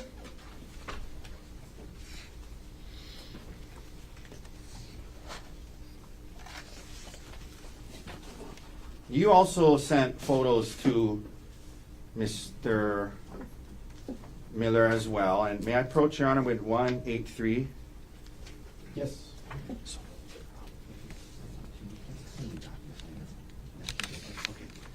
Can I approach Your Honor? I'll bring a copy. Trey Jeff. Okay, thank you. We'll trade. If you can look through this, and aside from the text written on the bottom, do the messages appear to be messages that you and Mr. Miller were sending to each other back during this time period? Yes, they do. Okay. Your Honor, may we please admit Exhibit D-183? Mr. Varn, No objection. what is the mark for identification as Exhibit D-183 as received as evidence? If we can, Mr. Dirks, please publish the first page of this exhibit. Okay. Can we blow up the picture? Just the picture.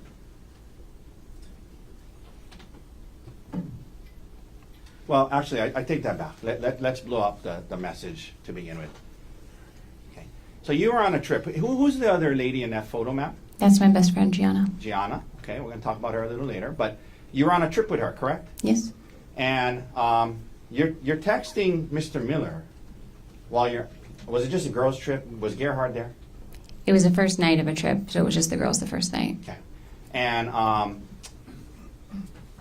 9:47 p.m., you're texting Mr. Miller saying, we're still out, almost midnight, did an Irish car bomb, which was her first in my 1,000th, but first in many years, correct? That's correct. Okay. And that's a text you sent to Mr. Miller when you're on this trip, yes? Yes, sir. Okay. Can we blow up the photo? And then you sent him this photo of the two of you, yes? Yes, sir. And you didn't send these, you send this to him, not Gerhard, correct? I don't recall what I sent to Gerhart at the time. All right. Let's go to the next page, please. Okay, let's blow that up. And is that you in the photo? Yes, it is, sir. And you send that to Mr. Miller, yes? Correct. And what is it? What is pre-ICB? What is ICB? From context, I assume that's Irish car bomb. It's Okay, the name what- of the shot. What is Irish car bomb? It's a drink, a shot. And you send this to Mr. Miller on the text, correct? That's correct. All right, we can take that down. I'll retrieve that from you now. Thank you. Thank you. So, we just went through all of that, and when the detective asks you about it, you say, no affair, just flirty text messages, correct? That's correct, sir.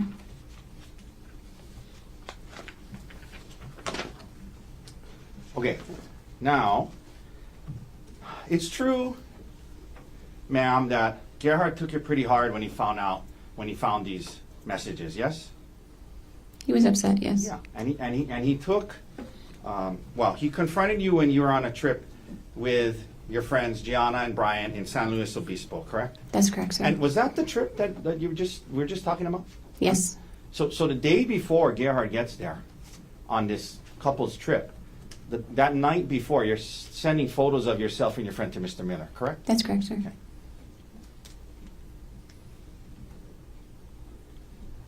Did he have a code word for you that he would tell you when his wife was around? Not to my knowledge. All right. Now, Gerhart confronts you on this trip in San Luis Obispo, and he had actually told Gianna and Brian about it before he confronted you, correct? That's correct. And that upset you, correct? Yes. Yes, you didn't want them to know, right? Oh, I would have just preferred to be able to talk with him first. I don't. I tell Gianna almost everything. I think I would have told her about it anyway, but You think you would have told her about it anyway? Had you told her about it prior to him confronting you? I mean, had he confronted me, I would have told Gianna that we were working through that. But- There wasn't, in my mind, A something. second ago, you just said you were a little upset that he told Gianna, right? He told them before telling me. Right, and that upset you, right? Yes, that felt unfair. Now, Gianna and Brian had actually been through something similar recently, where Brian supposedly had cheated. Oh well, strike that question. Recently, Brian had an affair on Gianna, correct? And they were working through that, yes, They were working through marital problems. involving him in infidelity, right? That's not my marriage. Doesn't feel like that should be my business. I'm not asking if it was your business. I'm asking if they had Gianna had shared that with you. You guys are best friends. You guys share everything. Sure. So is that what she shared? I was aware they were working through marital troubles, and fidelity specifically was an issue. And so it's true that you understood Gerhard was turning to them for advice on to how to handle this, right? In some cases, yes, I understood that. After confronting you about it, as you indicated, you were immediately apologetic, yes? That's right, sir. And you wanted you were apologetic, and then you guys were going to try to work through this, correct? That's correct, sir. There were certain things he needed. I mean, isn't it true that he said he wanted you to quit your job?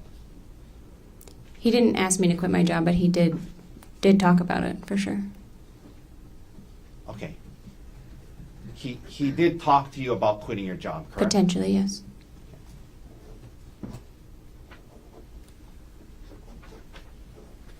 And he also demanded that you cease all contact with Mr. Miller in person, yes?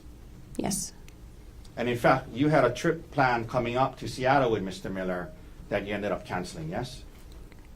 He would have been there. There were several people from Terra Power. Okay, let me rephrase that. You were going to go on a work trip at which Mr. Miller was going to be at, correct? Correct, sir. And in fact, on that trip, you had changed your hotel to be in the same hotel as Mr. Miller, correct? And several other Terra Power employees, yes, sir.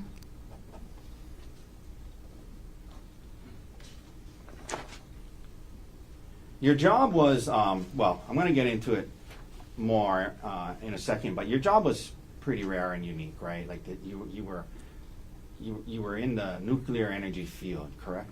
I still am, yes, sir. Yeah, but at the time, right, when he was talking to you about quitting and leaving it, right? Yes. You talked about his need for intimacy, both emotional and physical. You indicated that he wanted to have sex every other day, correct? That's correct. And he also wanted you to be less, I guess, secretive or give up some privacy. And he wanted to see your emails and communications, correct? He looked through my phone almost every day. Yes, sir. And in fact, these were not just desires that were unique to him. You listen to audiobooks, like, for example, How to Help My Spouse Heal with My Affair, right? Yes, sir. And in that book, they recommend cutting off all contact with your affair partner, yes? To my recollection, yes. They recommend that you share passwords, share your whereabouts, share communications, because secrecy is what caused the damage, openness is what repairs it, right? You remember learning things like that in these books and counseling? Yes, sir. Okay. And that's what Gerhard was asking for, right? He wanted to see what you were, just see what you were messaging with others, right? In some cases, yes, sir. Okay. Now, back to your career, ma'am. You mentioned him talking to you about quitting your job so that you wouldn't have contact with Mr. Miller anymore. You're a nuclear engineer, is that right? Yes, sir. You graduated from and got your degree in nuclear engineering in what year? 2011. And after 2011 till about 2022, you worked in this nuclear industry, yes? I've been in the nuclear industry my entire career, yes. I understand that. I understand. I'm just saying specifically for 11 years, from 2011 to 2022, you were in the nuclear industry, yes? Yes, I don't understand the 2022 distinction. I apologize. Well, I'm going to get to that. Didn't you quit your job in 2022? I left Westinghouse in 2022, yes, sir. Yeah. So that's the Okay. distinction I'm getting at. Sure. Okay. Thank you for clarifying. So, Appreciate it. so in 2011, you enter into this industry and you start working at a company called Westinghouse, correct? That's correct, sir. And you were into, is it called core design? Yes, sir. And what is core design? Core design is figuring out how to load nuclear fuel assemblies into a reactor core in a way that meets the safety requirements and optimizes fuel efficiency. Okay. And again, I'm not too sure what you said, but basically it's dealing with nuclear fuel, right? Yes, sir. All right. And you were helping to do that at Westinghouse, correct? That was one of the jobs I held at Westinghouse in that time. Yeah. And you were trying to move up the corporate ladder, right? You're trying to advance in the industry, yes? Yes, in general. Yeah. And like, so for example, in 2018, you entered a MBA executive program to try and get your MBA because you thought that might help you move up in this field, correct? It wasn't an executive MBA program. I was doing a part-time MBA after work. I am only making that distinction because there are two different programs. Okay, I thought that's what an executive MBA program is where you still work and do it at night. But maybe There we're are talking about separate this- ones. There are separate things. That's more focused and faster. Understood. So is more accurate to say you entered an MBA program that allowed you to work during the day and go to school at night. That's correct, sir. And the purpose was to try and get your degree advanced in the field, yes? It was to develop in the role I was in. I was doing a more business-facing position at the time, and it was thought the MBA would help me develop those skills a little bit more. Okay. And then after doing that, in 2022, you quit, right? I mean, I'm sorry, what's the wording you like to use? You left your job at Westinghouse. I correct? quit. I quit Westinghouse. Okay. That's In accurate. 2022, and part of that was, it was, you didn't feel it was the right fit, you're trying to move up, there wasn't opportunities, you thought it'd be best to just leave and focus on your kids, correct? No, sir, I wouldn't characterize it that way. Okay. But you end up leaving Westinghouse, yes? I did leave Westinghouse, but for different reasons. And when you left Westinghouse, there was it around shortly thereafter? Well, when you left Westinghouse, you didn't have another job lined up, correct? I was in the late stages of another job that fell through, yes. Okay, and then that job fell through, right? Correct, yes.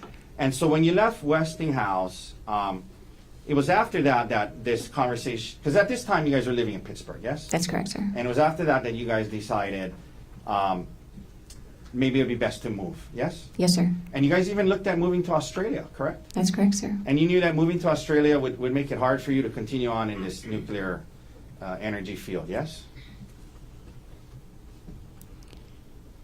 I don't think the potential move to Australia was driving career decisions necessarily, but that would have been a complicating factor for sure.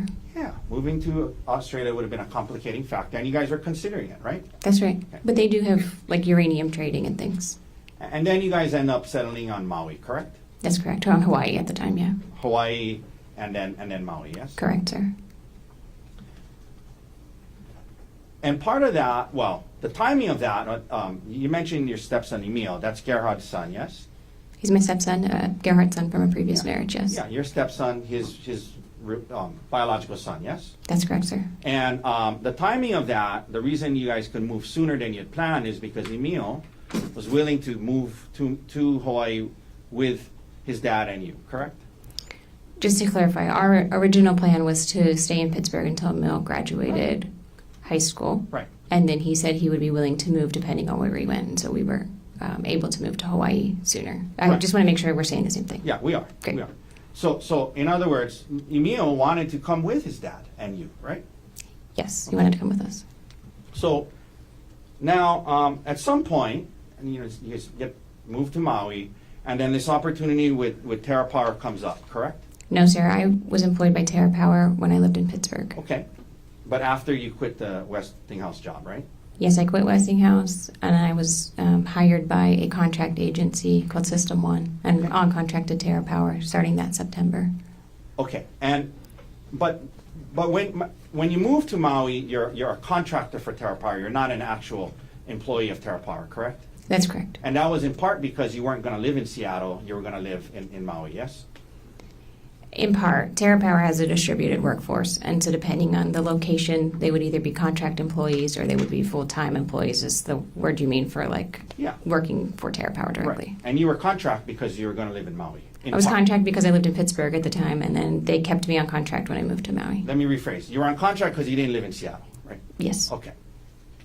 But TerraPower was designing new age nuclear power plants that use a new type of fuel, correct? That's correct, sir. And your role there, or your job there, was a project manager, is that right? That's correct. So now you are in a management position within this industry, yes? Project management. Yeah, in the nuclear energy industry, yes? Yes, sir. And you had worked hard through 11 years to get to this point, and you thought it was a good opportunity, right? Yes, sir.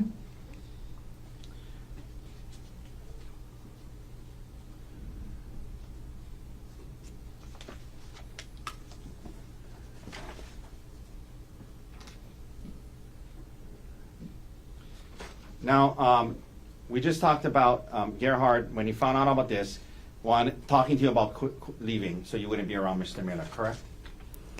That came up. I recall one time that came up. That didn't seem like a key point of the discussion to me.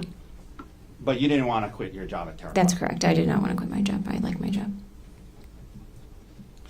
Do you now work directly for TerraPower? Yes, sir, I do. Okay, so you're no longer a contractor. You now have a direct job with TerraPower, yes? That's correct, sir. And what is your job title now? Product manager for Halo. Product manager, and that's a step up from project manager, yes? Not necessarily, and not at TerraPower.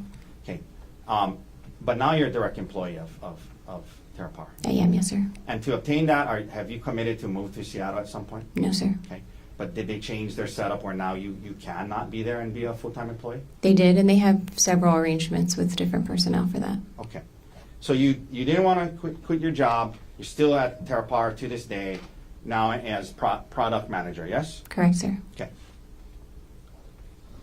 And you still travel for work and go to Seattle at times, yes? Yes, sir.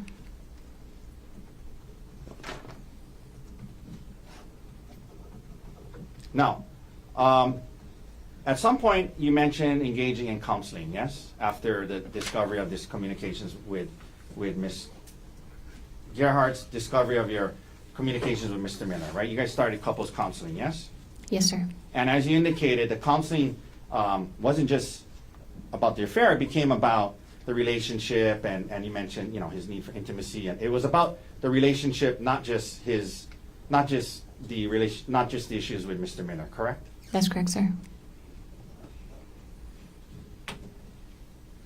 And you mentioned January into February, you felt you guys are making some progress, correct? Yes, sir, that's correct. But the issue with Mr. Miller would still come up from time to time, yes?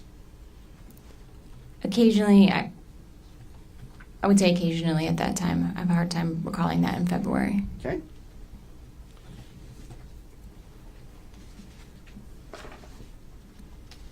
And this issue of the discovery of these things, prior to December, generally you describe your marriage as a good marriage, right? Yes, sir. So now we're heading into March and going through counseling, trying to work through it, and your birthday's coming up, yes? Yes, sir. And ma'am, the concept of going on a staycation to Oahu for your birthday, it was actually your idea, yes? No, I didn't want to travel. I was saying I wanted to stay with the kids, but I did say Oahu would be fun sometime. And he was like, well, let's go to Oahu. Okay, so you remember being interviewed by the detective in this case after the incident? Yes, sir. Do you remember being asked by the detective who planned this trip? And do you remember your response was, he planned the trip, he was kind of asking what I wanted to do for my birthday, and I said, sometime I want to go to Oahu, it doesn't need to be now. Remember saying that to the detective? That sounds accurate, yes, sir. So at least that's what my question was. The concept of going to Oahu was something that you brought up, right? And you said, it doesn't need to be now, but I've always wanted to go there on a staycation. It doesn't need to be now. And he said, oh, let's go, right? Sure, yes. Okay. It's not like out of the blue he said, hey, we're going on this trip. It's going to be on Oahu. This is what's happening. You raised the concept, yes? I raised the concept of wanting to go to Oahu at some point, yes, sir, that's correct. In response to him asking what you wanted to do for your birthday, right? Potentially, I don't recall that. Well, is that what you told the detective? I think you and I are interpreting that differently. I'm not asking about interpretation, I'm asking about the words you use to Objection, argument. the detective. Sustained? Can I get the exhibit page and line? Sure.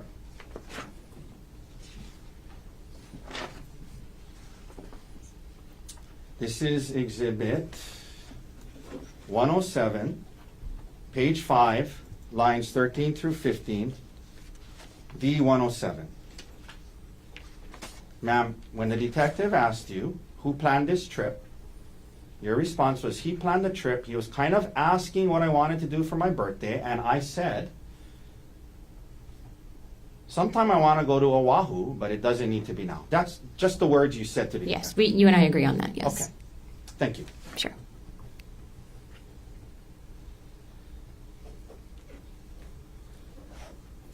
Now, you mentioned the hike, and I think you said that you only learned about the hike the night before once you were already on the trip. Is that right?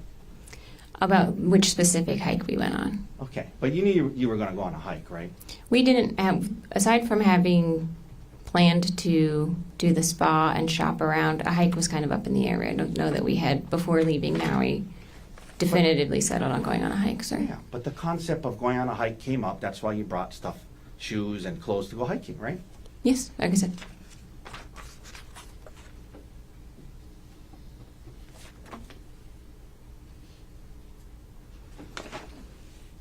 And in fact, hiking, it was not unusual for you guys to go on hikes. That's something you guys did from time to time, yes? Yes, sir. Okay.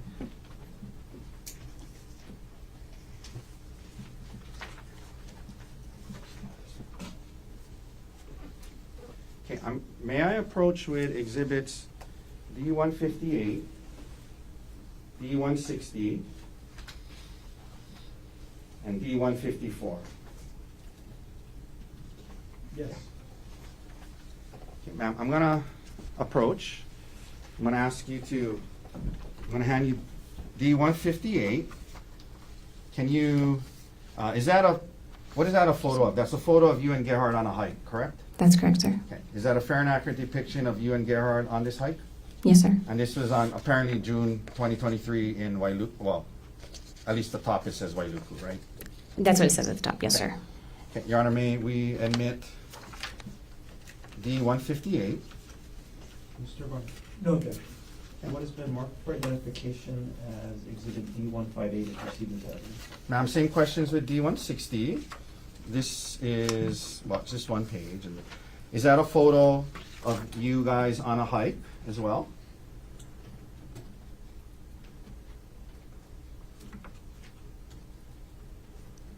Yes, sir, it is. Okay. May we admit D160? Mr. Barnes? Can I set date for that first? The date says, at least on the top, it says September 11, 2023, yes? Yes, it does. No objection. And then lastly, Then what has been marked for identification as exhibit D160 is received into evidence? and then lastly, thank you, Your Honor. Lastly, this is D154. Is that a fair and accurate depiction of a photo of you on a hike as well? Yes, sir, it is. All right, okay, thank you. May we admit D154, please? Mr. Barnes? No objection. What has been marked for identification as exhibit D154 is also received into evidence? So again, before we publish these, it wasn't unusual for you guys to go on hikes. That's something you guys did together, right? That's correct, yes. Okay. Can we publish 158, please? Okay. And up on the screen there, can we blow that up a little, Mr. Dirks? Okay. That's you and Gerhard on a hike, yes? Yes, sir. Okay. Could we publish 160, please? Okay. Another picture of the two of you on a hike, correct? I'm not sure that Gerhard is Oh, well, in you're- that photo. I'm in there. Okay. It's dark. Okay. Do you think maybe Gerhard took the photo? Okay. And then let's go to page 154. That's also a hike you would have done with Gerhard, yes? Yes, sir. All right. Okay, we can take those down.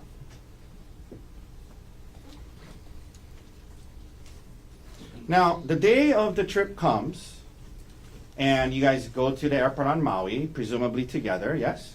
Yes, sir, we went together. And isn't it true that you, because it was a short trip, you didn't check bags, you just carried on luggage, right? Most likely, yes. I don't recall, but most likely. And you would have gone through TSA security screening with Gerhart, correct? Yes, sir. It's not like he went first through the TSA screening, and then later on you came and met him there. You guys went through the screening together, put your bags through the screening together at the same time, correct? I would assume so, yes, sir. And no problems getting through TSA that day, correct? Not that I recall, sir. You get to Oahu, and the first day and night, as you indicated, you guys are having a fine time, right? Yes, sir. Go to the spa, go to dinner, and everything seems fine, right? Yes, sir. Okay. Next day is your birthday, right? That's correct, sir. And you wake up, and the prosecutor admitted a letter that Gerhart gave you. I want to read it now since it wasn't read earlier, okay? Objection to argumentative. Well, we'll let the jury see it now, okay? So, the birthday card, in addition to that, he gave you a gift, right? Yes, sir. And it was a nice necklace, yes? Yes, sir. He gave me a necklace. Okay. So with the card, that morning of your birthday, he gives you this nice birthday card and he gives you a nice gift before you guys head out on the hike, correct? Yes, sir.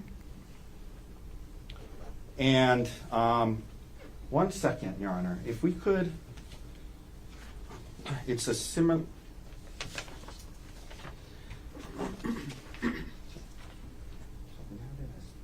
We have it as D-127, but I think this is the one you admitted. Do you have a problem if we admit this too? I can't pull it up. I don't know. This is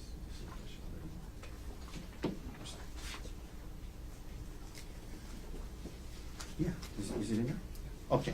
May I retrieve the exhibit? Yes. With the card? I don't know what number it is, sorry. Oh, thank you. Okay, thanks. Okay. May I approach? Yes. Okay. I'm approaching with S-133 already in evidence. Ma'am, can you please read that out loud to the jury? This is the letter that Gerhart wrote to you on the morning of this hike. Well, let me rephrase that. This is the letter he gave to you on the morning of the hike, correct? This is the birthday card he gave me. Okay, please Yes, read sir. it to the jury. It says, "Happy birthday. Angel face, there isn't an obstacle in this world too hard for me to fight through for you. I would take on anything just to see your smile. You're one of the kindest, most giving, and selfless people I know, putting others before yourself with so much love. You're the heart of our family, and the heart is drawn. Fun, fearless, and a terrific mom. The kids and I hit the jackpot with you. Love always, G." Okay, may I approach? Okay, so that's the card he gave you the morning of the hike, right? That's right. Okay. Now, in addition to the card and the present he gave you, you were aware that he had made a reservation for dinner that night, the night of the hike, at a restaurant called Fett Restaurant. You knew that, yes? I knew we had dinner reservations. That was the extent of it. Okay. So you knew that the night you're supposed to go on a hike in a day, and you knew that he had made reservations for dinner somewhere that night, correct? Yes, sir. But you didn't know it was at Fett? Correct. Okay.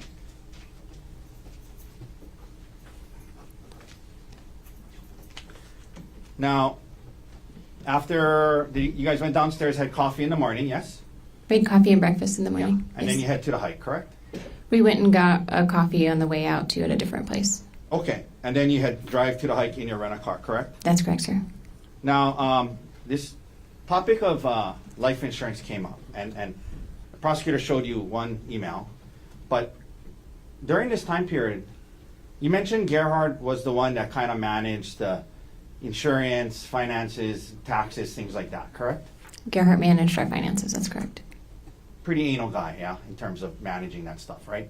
Kept records, had documents about retirement, and that's just how he was, right, during your marriage, yes? He was a good record keeper, yes. Yeah.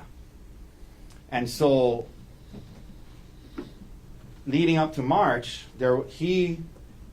as part of you guys working through this issue, right? It's part of we're gonna be together. There was a discussion about, increasing life insurance for both of you in case something happened to make sure that the kids were okay and there was, the house could be paid and things like that, right? That's correct, yes. And in fact, he suggested that he would increase his life insurance to over $1 million, 1.5 million, correct?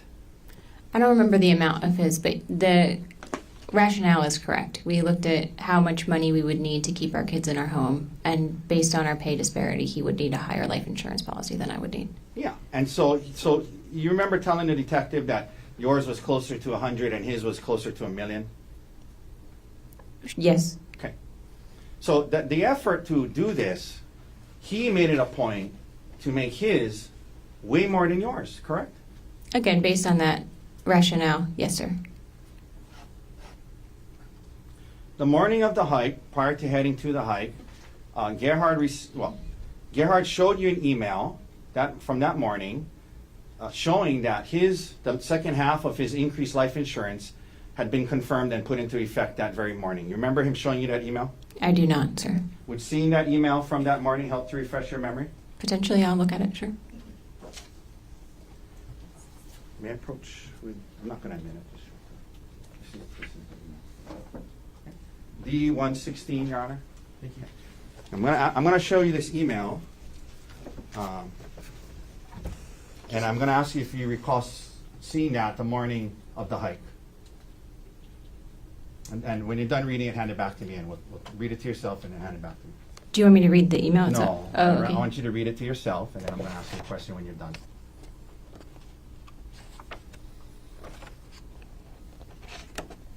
Okay. So do you recall Gerhard showing you this email about increased life insurance on the morning of the hike? I'm sorry, I don't recall that. Okay. You arrive at the Poly Lookout parking lot at mid-morning, maybe around 10 a.m., yes? Yes, a little earlier. And when you got there, it was a busy parking lot. There was the Poly Lookout there. There was a lot of cars, tour buses, and people in the parking lot, yes? It wasn't that busy when we first got there. There were definitely other people there. Now, like tour buses? I don't remember tour buses when we got there, but I can't say for sure, sir. But there was a lot of people there, right? Yes. Yep. You mentioned going to the lookout first and then going to start the hike, correct? That's correct, sir.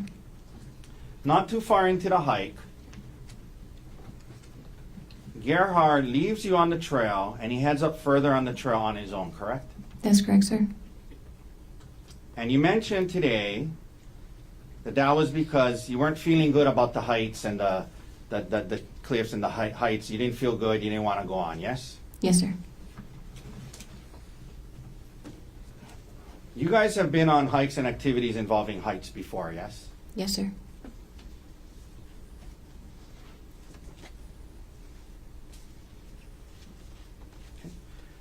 Your Honor, I'm showing defense counsel D-147, 149, and 156.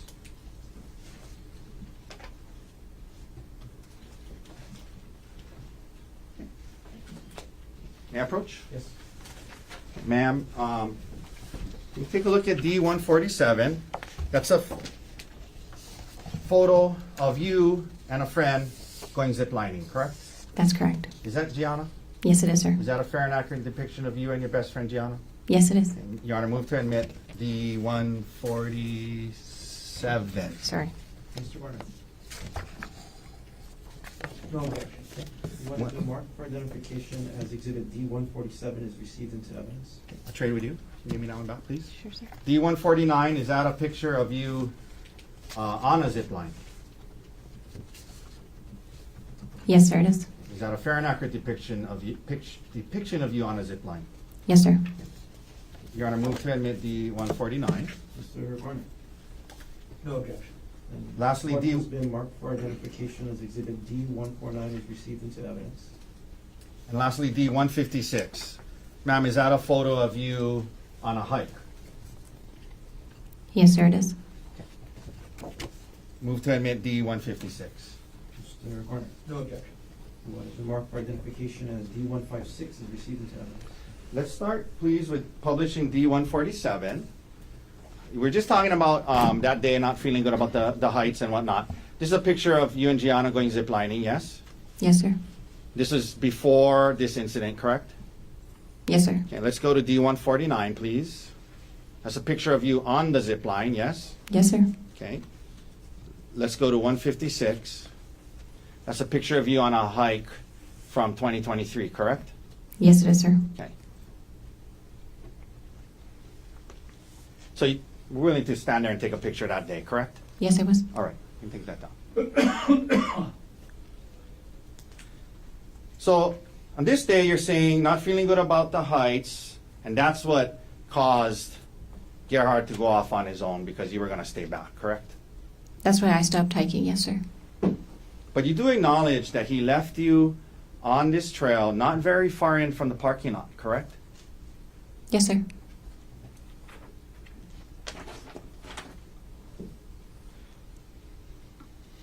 Now, you say today to this jury that you told him, I'm just going to wait here for you, right? That's correct, sir. And you're under oath today, right?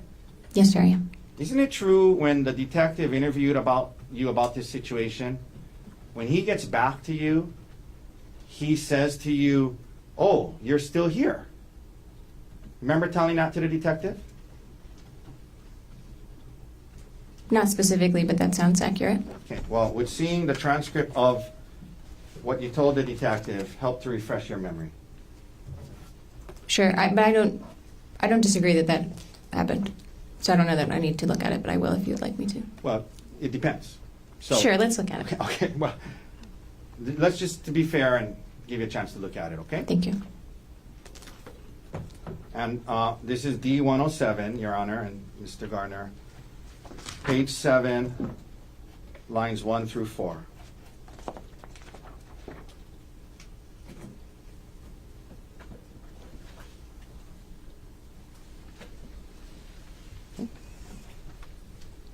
If you can just read, sorry, line 1. Read it to yourself, not out loud. Sure. Read it till line 4. Let me know when you're done. Sure, Okay. thank you. Okay, ma'am, isn't it true you told the detective that day when Gerhard got back to where you were waiting, he said, oh, you're still here, right? Yes, sir, that's true. As in he thought you were going back to the car, right? That was not the implication, sir.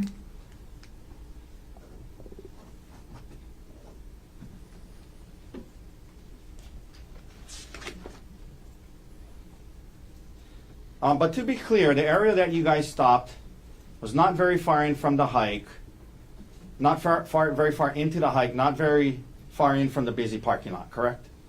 That's right. It wasn't very far. That's correct. You described it as about 400 yards in, correct? I don't think I described it that way, sir. Okay. Would seeing what you told the detective help you recall that that's how you described it? Sure. We're now going to go to D106, page 10.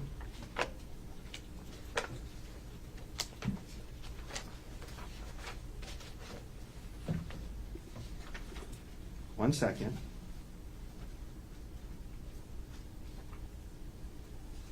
I apologize. Didn't you describe it as about a quarter mile in? That sounds more accurate, sir. Okay. I apologize. That's Quarter okay. mile is 400 yards, right? I have no idea, sir. Okay. Need a calculator out. All right. But you described it as about a quarter mile in, yes? Yes, sir. Not super far up this trail from the parking lot, correct? A quarter mile. I mean, it's uphill and it's rocky, but yes. But not super far into the trail, correct? A quarter mile, sir. So now he comes back, and you say he wants to, at some point, take a selfie, correct? That's right, sir.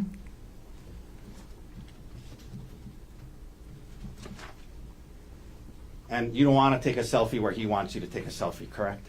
I didn't want to get too close to the edge of the cliff, sir. Yeah. And you indicate that at some point in the process of that, he says, get back over here, I'm sick of this shit, and he tries to throw you off the cliff in response to that, yes? That was after the selfie, but shortly thereafter, yes. Okay.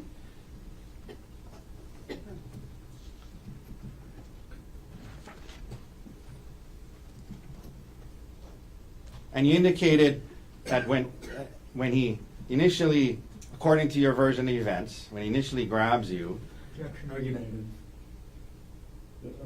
Or ask the question. according to your version of events, when he grabs you, he says, get back over here. And your first thought was that he was kidding because he really wanted a selfie, right? It was just very shocking. So yes, my initial reaction was, he must be kidding, yes. But isn't it true you told the detective, my first instinct was that he was kidding and he really wanted a selfie? Yes, sir. And then you throw yourself on the ground, correct? We're like wrestling. So he grabs me. I realize he's not kidding because he's forcefully moving me towards the edge. We wrestle and I throw myself on the ground. Yes, sir. Okay. And when you did that, you were about 10 feet away from the cliff, correct? Something like that, yes, sir. And that's what you told the detective, you're 10 feet away from the cliff, yes? I think I said I was about 10 feet away from the cliff, sir. Where you end up on the ground, there were plants, shrubbery, and trees in that area between you and the cliff, correct? Yes, sir.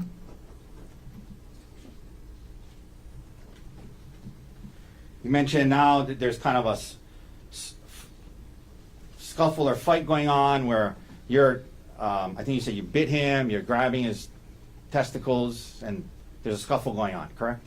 Prior to that, he's trying to pull me and drag me, and then he gets on top of me, and then yes, we're kind of There's a scuffle going on. scuffling. Yeah.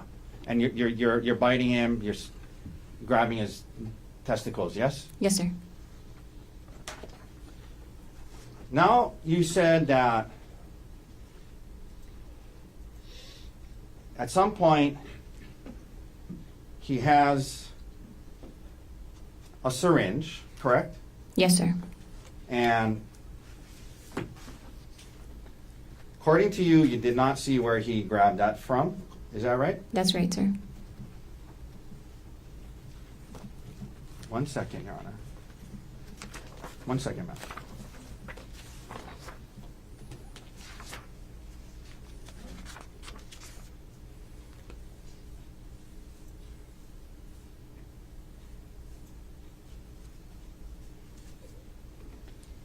And according to you, he's holding this syringe, and according to you, you flick it out of his hand, right?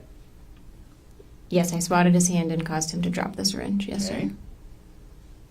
You mentioned that at some point, according to you, you see him holding a vial, correct? Yes, sir. And your belief was he was trying to load the syringe with the vial when he was wrestling with you, correct? No, sir. The first syringe he What? produced. 1 second. Sure.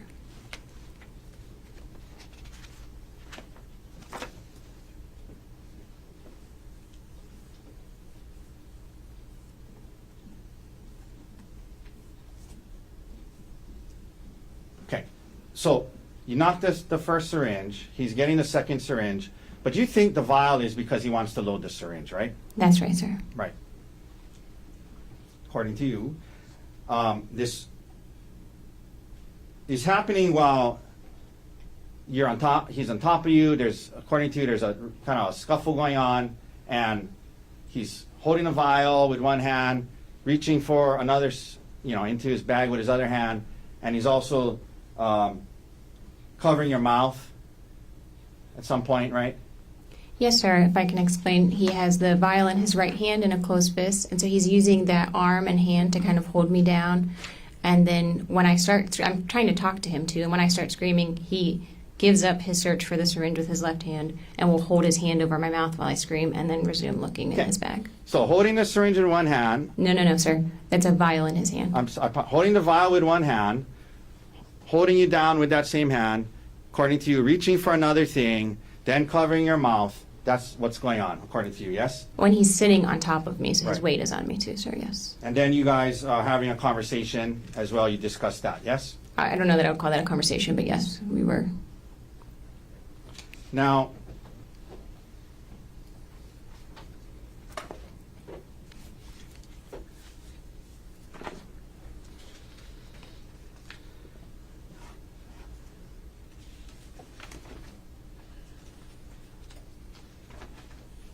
At some point you mentioned he picks up a rock, correct? Yes, sir. And he starts to hit you with the rock according to you, yes? That's right, sir. And according to you, so the rock is something, according to you, he picks up when you guys are on the ground, correct? That's my, that's how it felt. Yes, sir. Okay? And according to you, Gerhard then blasts you in the head with all his might 10 times with this rock, correct? I don't know that I used those exact words, but he used the rock to hit me, and it was my impression that he was using his full force at the time when asked. Okay? You said that he was bashing it against your face and head, yes? Yes, sir. He was smashing it into your head and face, yes? Yes, sir. Full blast, 100% of his power is what you said, yes? Yes, sir. And 10 times, yes? I said as many as 10 times, sir. I wasn't counting. Well, you told that to the detective, you told that to the grand jury, correct? Yes, sir. Under oath, right? Yes. That it was many as 10 times, correct? Yes, sir. Your head, forehead, and eye is what you said, yes? That's right, sir. To your knowledge, you did not lose consciousness, correct? To my knowledge, I did not lose consciousness, correct? You were taken to Queens and examinations and tests were done on you, yes? Yes, sir. In particular, a CAT scan, correct? Yes, sir. You did not have any skull fractures, correct? That's correct. No skull fracture. You had no facial fractures, correct? That's correct. No fracture on my face. You were discharged the next day, correct? Yes, sir. When you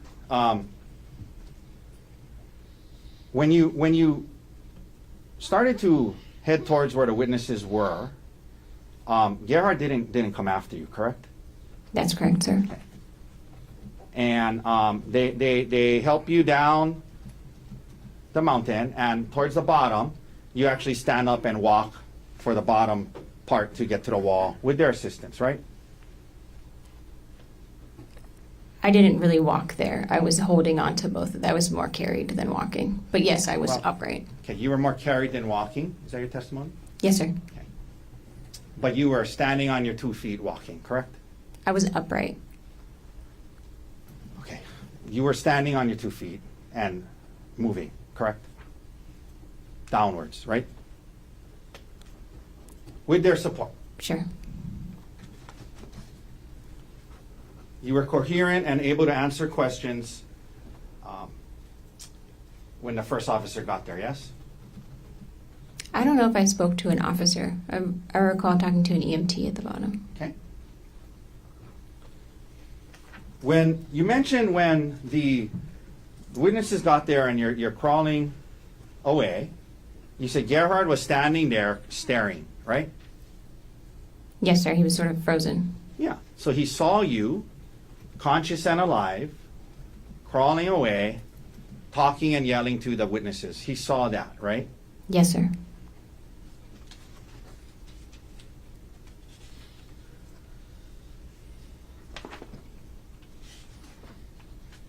Okay. You go back to Maui. 3 days later, you say that this work bag of his gets turned into the police, correct? The evidence specialist picked it up on that Friday. Okay. And you said today that you're at home and you see his work bag and you open it and you say under oath today to this jury, the words you used was, I was surprised. I was surprised to see the syringes and vials, right? That's what you said today, right? Yes, sir.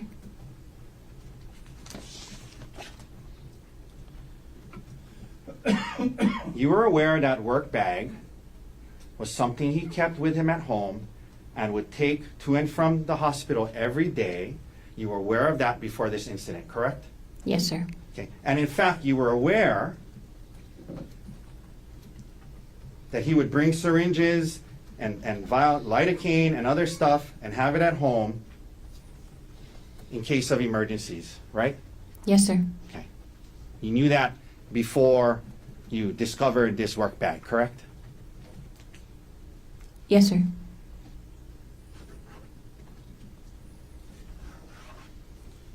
The detective asked you, have you ever seen him bring home any type of medications or syringes for work prior to this? And you said, yeah. You told the detective you knew about it, right? He had brought things home from work before. The surprise was that the bag was full and seemed to have a lot of stuff in it. I didn't realize the volume or the regularity with which that occurred. The detective asked you about the work bag, and you said it was something he would take to and from work every day, right? Yes, sir. The first call you make upon this discovery is not to the police, not to the prosecutors, but to your attorney, correct? That's correct, sir. This is 3 days later, right? The 27th of March, 2025, correct? That's correct, on a Thursday. By then you had an attorney, yes? Yes, sir.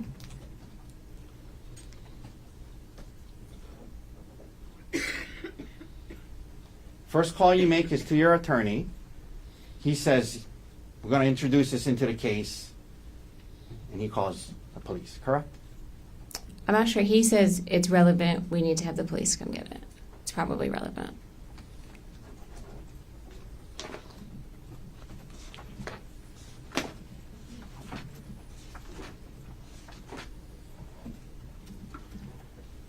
You discharged from the hospital on March 25th, and you return to Maui, and you continue your care, correct? That's right, sir. And we mentioned by the March 27th, you had an attorney, yes? Yes, sir. On March 31st, you go to see your primary care doctor on Maui, Dr. Joanna Yun, correct? Or Yun, correct? That sounds right. The date I'm not certain of, but thereabouts, for sure. She was your primary care doctor, yes? Yes, for You had a sure. doctor-patient relationship with her from before this incident, correct? Yes, sir. She examines you, discusses your symptoms, and during that visit, correct? Yes, sir. She comes up with a, well, could you actually access your, that was with Kaiser, correct? Yes, sir. Could you access your Kaiser records at that time online? I'm sure I could. Yes, sir.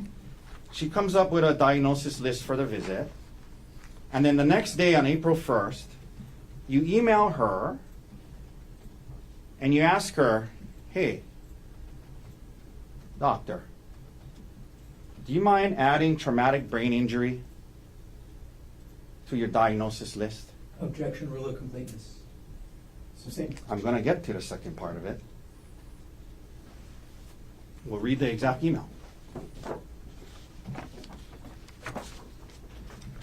Isn't it true you emailed Dr. Yun?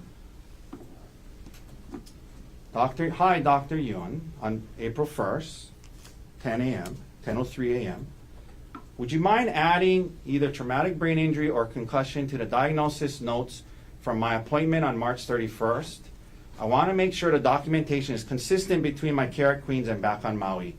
Do you remember emailing that to your primary care physician on April 1st, about a week after this incident? Yes, sir.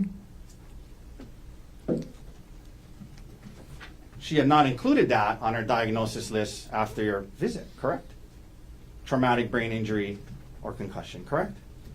Correct. That's the I'm purpose sorry, of the I apologize. She had not added traumatic brain injury to her diagnosis list, correct? For her notes for the 31st, that's correct.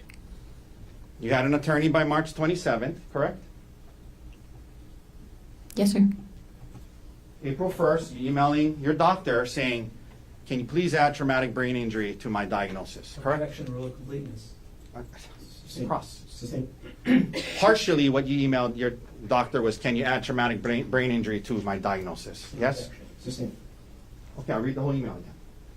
You said to your doctor, would you mind adding either traumatic brain injury or concussion to the diagnosis note from my appointment on March 31st? I want to make sure the documentation is consistent between my care at Queens and back here on Maui. That's what you told her, right? That's what you emailed her, right? Yes, sir. Are you aware that nowhere in your Queens records does it ever say traumatic brain injury? Are you aware of that? I'm not aware. Sure. Did you review your Queens records before you emailed that to Dr. Yun?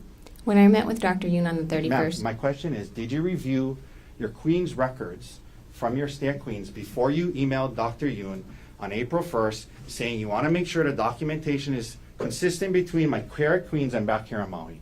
Did you review your records at Queens before you sent that email? I don't recall, sir.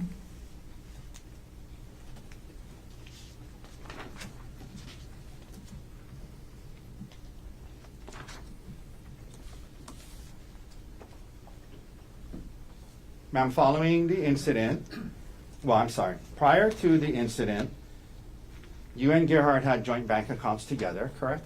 Yes, sir. Joint meaning they belong to both of you, yes? Yes, sir.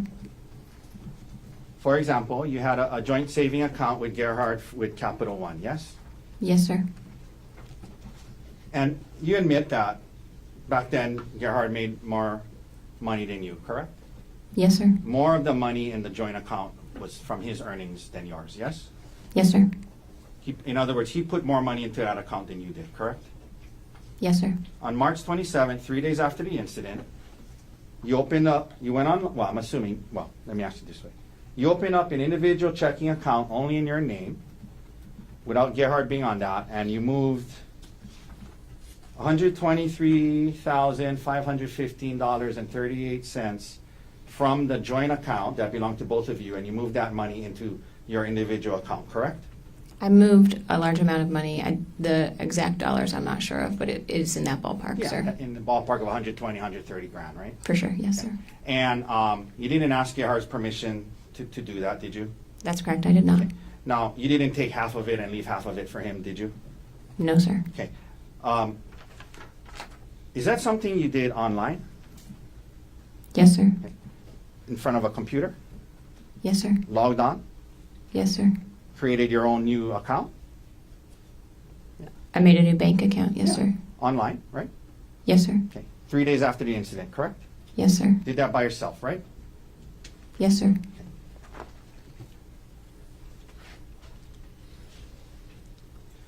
On March 27th, when you did move that money, you had not yet filed for divorce, is that right? That's correct.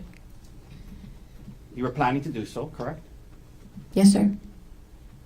And you were aware, weren't you, when you did this, move the money, that once you filed for divorce, there would be a automatic restraining order that prevented you from moving money like that. I was not aware of that at this time. So you moved the money without his permission before filing for divorce, and you talked to your attorney about that as well, correct?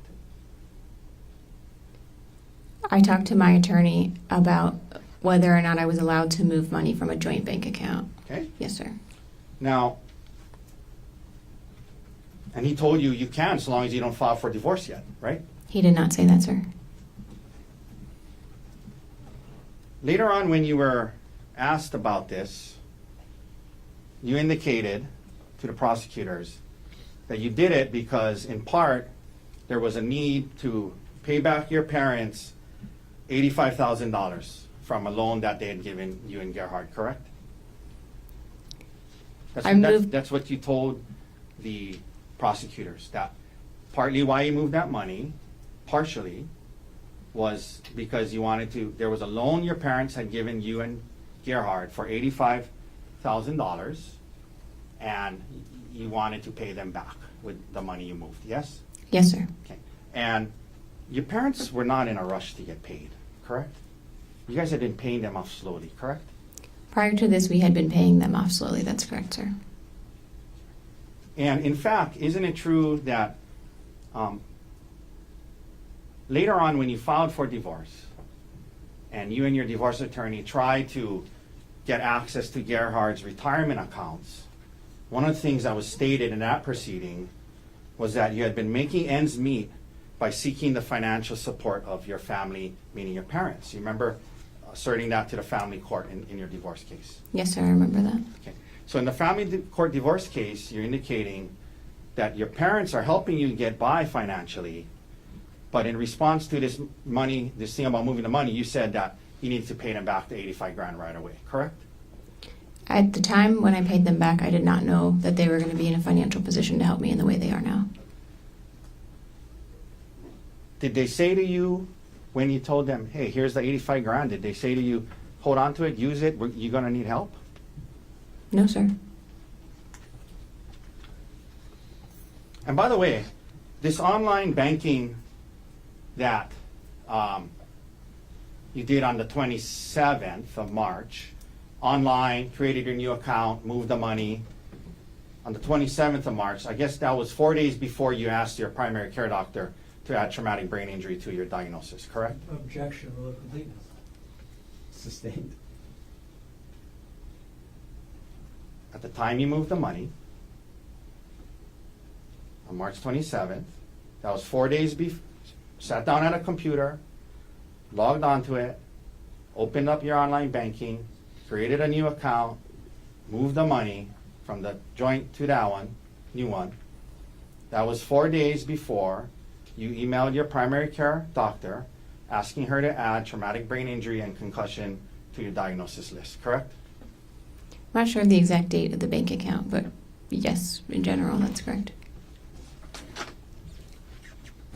You eventually do get a divorce attorney named Brianne Wong Leong, yes? That's correct, sir. And you guys do file a complaint for divorce, correct? That's correct, sir. And you indicate on the complaint that you should get full custody of the kids, correct? Yes, sir.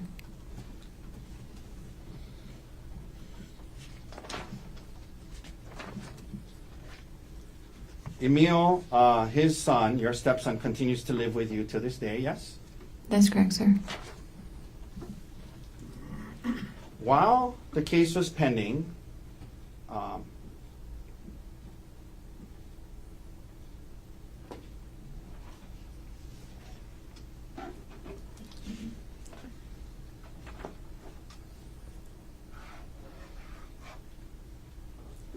after the incident and Gerhart is arrested, you start having phone calls with Mr. Miller again, correct? Occasionally, yes, sir. 1 second.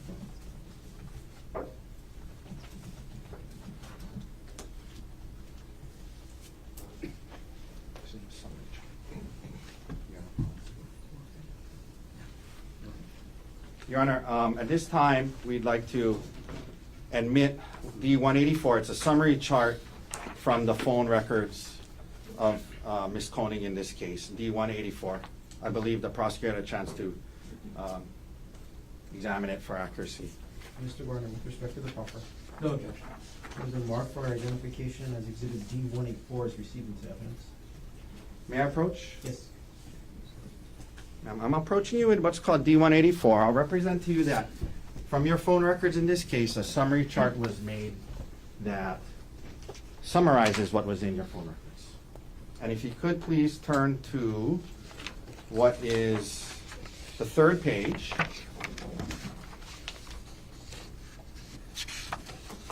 Let me know when you're there. It starts on September 5th, 2024 at the top. See that? Yes, sir. Okay. If you go down to March 29th, 2025, which is 5 days after the incident, it looks like Mr. Miller tried to call you 3 times, correct? Please give me a second to look at this.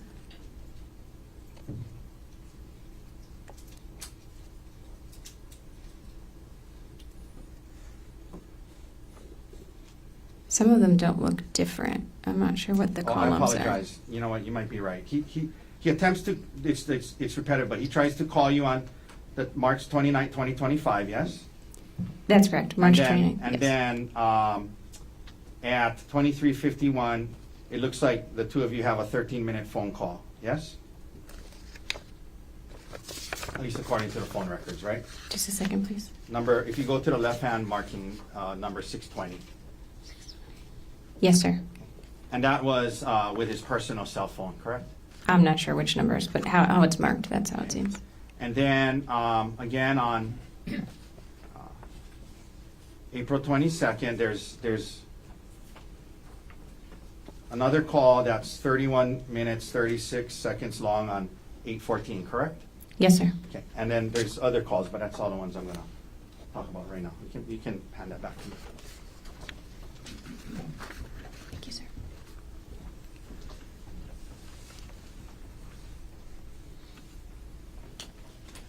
Now, Ms. Konig, in the divorce case, you and your attorney are raising the allegations of attempted murder in this case to get the upper hand in that case, correct? That The criminal let case. me rephrase. Thank you. Do you recall, last week, the day this trial started, you signed off on a document that was submitted to family court called a motion to set. Do you remember that? Yes, sir. I remember signing the And- motion to set. And in that motion, well, you signed it and adopted it as true. Remember that? Yes, sir. And that motion details the allegations in this case and then states that you should get full custody of the kids, correct? Yes, sir. That the father should not have any contact with the kids due to a finding of family violence, yes? Consistent with previous ruling, yes. That you should keep your retirement and get half of his, right? Yes, sir. That you should keep the house, right? Yes, sir.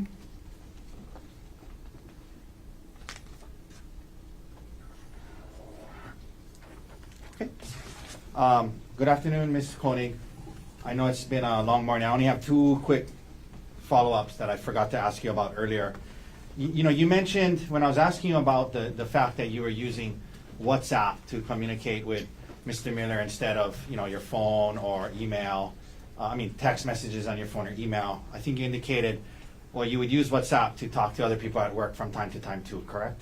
Yes, sir. Okay. But isn't it true that TerraPower, which is a nuclear engineering, it's a nuclear energy company, correct? Yes, sir. The sanctioned software for company communications was Microsoft Teams, correct?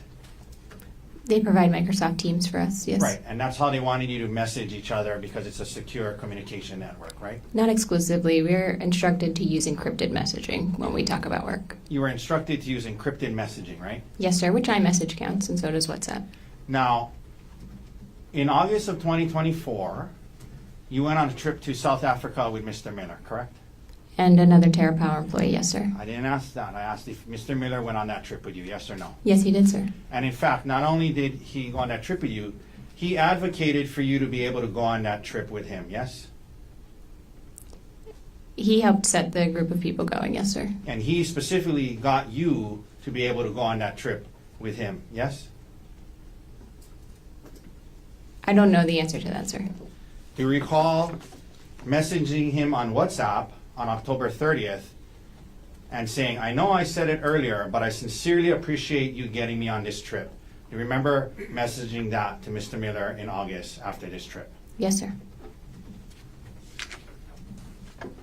No further questions. Thank you, Ms. Konig. Thank you. Mr. Gardner, any remark? Yes, sir. Could I have just a moment to get this? Yes, take your time.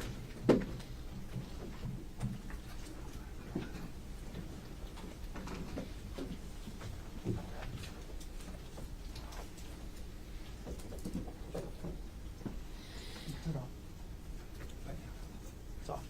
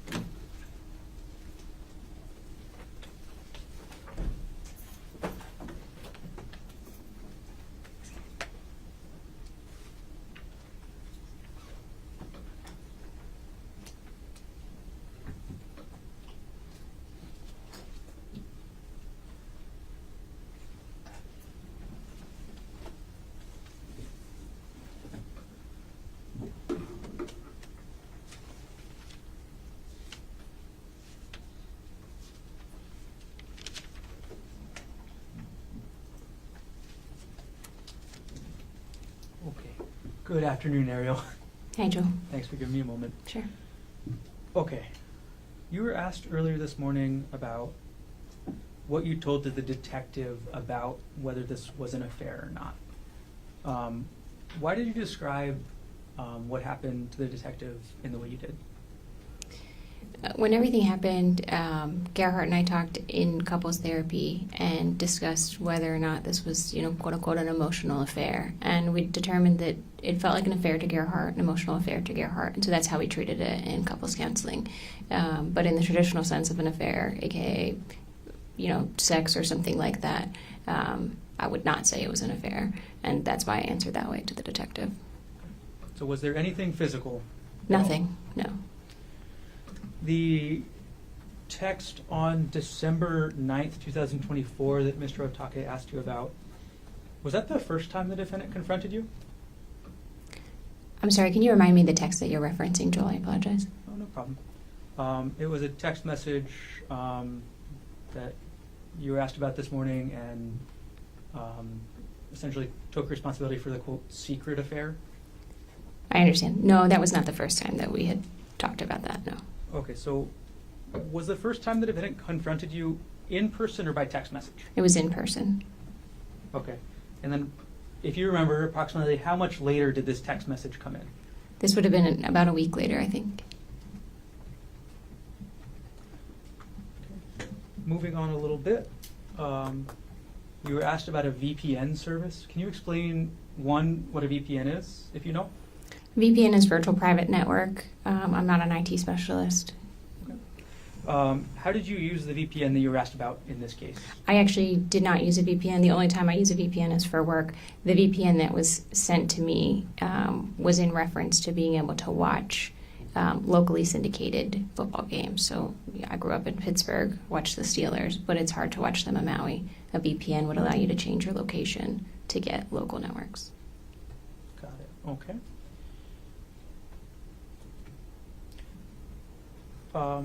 Going back to this confrontation about this quote, emotional affair, who did the defendant tell first? He told Bryant and Gianna we were out having a drink, and I went to the restroom, and he told them. He basically said Ari's having an affair. How did you feel about that? It just felt, like I said, unfair because I would have liked to talk to Gerhart about it first. And you were asked something about giving up your privacy earlier this morning after the defendant confronted you about this affair. What did you mean by that? After this, Gerhart oftentimes would either have my phone or would go through my phone regularly, look through my messages, my email, things like that. That's where I was giving up privacy, just allowing him access to my digital communications. And how long did that last for? I would say weeks. By the end of December, did you have your phone back?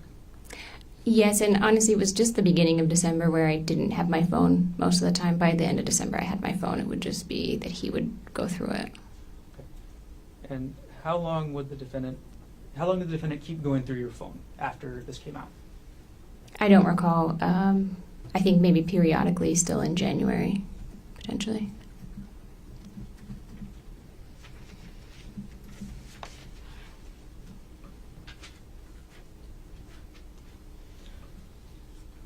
Ariel, you were also asked about a discussion you had with the defendant while on the Palipuka Trail I'm going to restart my question. Sure. You asked about a discussion you had with the defendant about the planning of the trip to Oahu for your birthday. How did the defendant react when you said, we don't need to go to Oahu now? Oh, he was just like, oh, well, we should go. It'll be fun. It'll be nice for it to just be the two of us.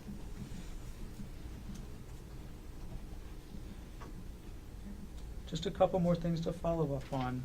You were asked this morning on cross-examination about, and you said something to the effect of wanting to keep the kids in the house. Could you explain that for us? Yes, just after everything happened, wanting to be able to provide the same life that they were having, right? You know, they already went through a traumatic situation, so just making sure that they could continue to live in that home for as long as possible. That's Okay. what I was referencing. And this is hypothetical with regards to life insurance, right? I'm sorry, yes, this was the planning around life insurance and kind of the methodology that went into coming up with the life insurance amounts was making sure that should either of us not be earning money, we could still afford to keep the house that we have on Maui and keep our kids there. How important was it to you to keep your children at that house on Maui? Objection irrelevant, beyond the scope. Overruled. Very important. That was the basis for us really working on our marriage and you know, for a lot of the things, you know, trying to keep the kids stable.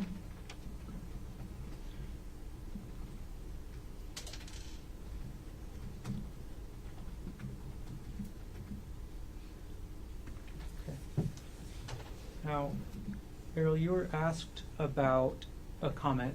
This time I'm asking the correct question. You were asked about a comment made on the trail where the defendant told you, "Oh, you're still here." And what was the context of that? Yeah. Whenever this is referencing when I decided not to continue on the hike and Gerhart went up and continued to hike a little bit, when he went up the hike, there was never an implication or discussion that I would go back to the car. It was that I was going to wait for him there on the hike. So him saying, "Oh, you're still here," was maybe like thought I was going to maybe look around and explore a little bit from where I was. Your Honor, calls for speculation. It's what she was thinking. So overall, It's what she's thinking, he was thinking. Is that speculation? overall. I'll keep us going forward as well. Okay, you were asked on cross-examination about the number of times that the defendant struck you with a rock.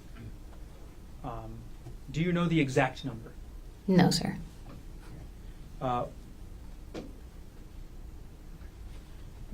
When you talked to the detective, did you give him an exact number or an estimate? An estimate, sir. And what was the exact words that you were asked about and used? As many as 10 times. I said he hit me as many as 10 times. And you were asked this morning about being hit in your head. So let's go over. Where were you hit? Where did the defendant hit you with the rock? I was struck on my right eye. I had a laceration down to the skull above my eyebrow here. And then all over my head, I had a large laceration that went back here and down here. So I was hit kind of all in this area. Were any of your other body parts hit? Yes, my left hand was hit where I was... Objection. Oh, beyond the scope. Overall. My left hand was hit where I was blocking my face from the rock. And so I had a distal fracture, which is basically like the end of the I'm thumb. going to pause you there. Sure. Okay. Okay. So, and again, can you demonstrate where your left hand was when the defendant struck your left hand? It was in front of my face.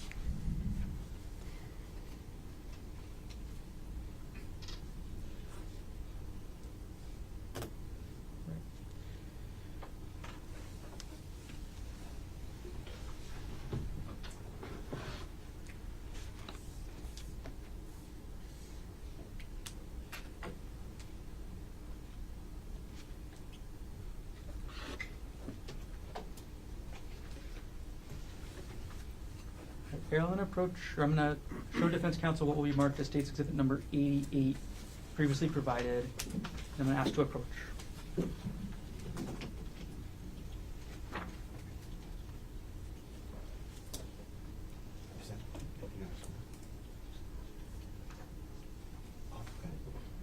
Okay. May I approach? Yes. Sorry, what number is that? State's 88.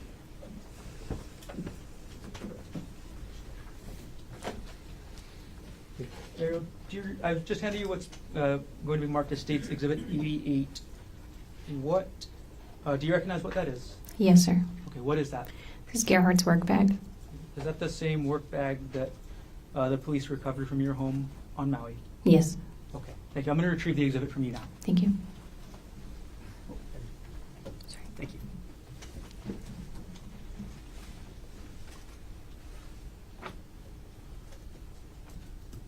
All right, my next section of questions has quite a few follow-ups, Ariel. The bank accounts. Okay, you were asked about withdrawing money from a bank account. Approximately how much money did you withdraw? It's about $123,000, I believe. And why did you withdraw that money? Withdrew it so that I could continue to pay bills to keep my kids in their house, as we talked about previously. And how did you withdraw that money, like the mechanics of how? As discussed before, I created a bank account online and moved the money. Okay. Did you log in through the defendant's account to do so? No, sir. Whose account did you log into to move that money? My account. And what type of account was it again, joint or separate? The account I logged into was a joint account. I moved it to a separate account.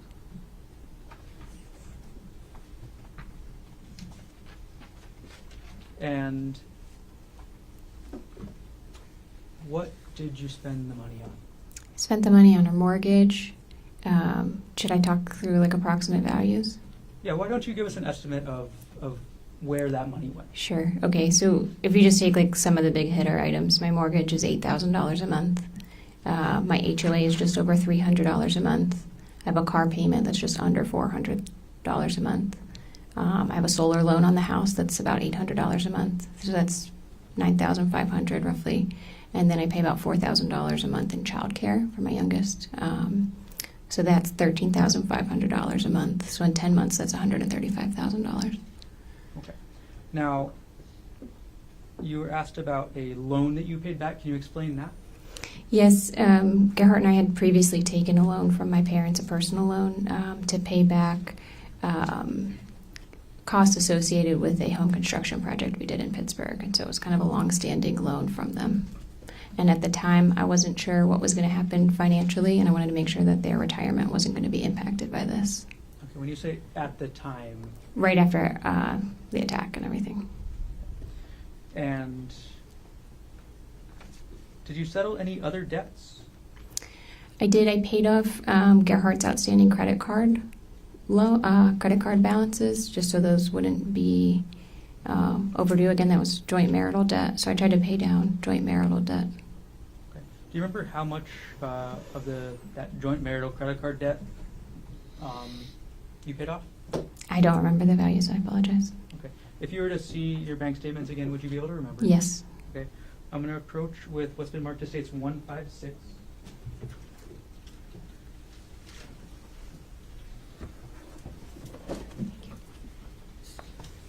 Okay, Ariel, could you take a look through States Exhibit 156 to refresh your memory on how much of the defendant's credit card debt you paid off?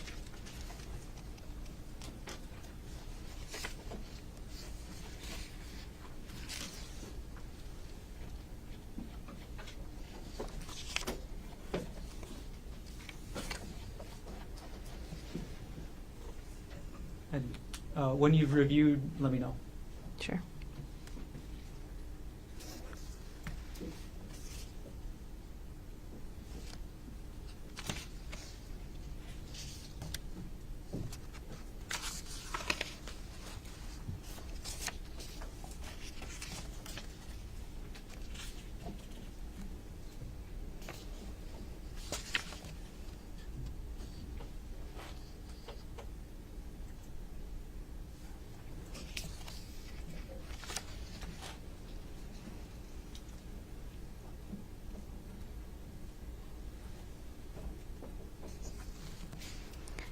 There's one for, I'm sorry. Have you reviewed the exhibit? Yes, Is I your have. memory refreshed? Yes. Okay, I'm going to come collect the exhibit from you, and I'll ask you the same question again. Okay. I'm collecting States Exhibit 156. Okay, Ariel, how much of the defendant's credit card debt did you pay off? There's approximately $5,000. And just for the sake of completeness, at least I think one of those credit cards I was an authorized user on, so I don't want us to mischaracterize it and say it was his. Okay, is that why you considered it joint marital? Yes. Got it. Okay. Last section of questions. The divorce, Ariel. You were asked about a motion to set trial for divorce. Is that right? Yes, sir. And you were asked about your request for full custody of the children. Yes. Why did you request full custody of the children? They're in my care now, and we had a hearing last year sometime, and a judge ruled that I should have sole temporary custody. The temporary. Sure. And on that motion, and you testified this morning, you actually reviewed the motion to set you were asked about? Yes, sir. Okay. In the section on page 11 of 28, or bait stamp 758, did that state, upon conclusion of the criminal trial against father, this matter may be readdressed when discussing physical custody of the children? Yes, sir. Okay, so do you intend to have physical custody of the children forever? I intend to work through the courts to determine that.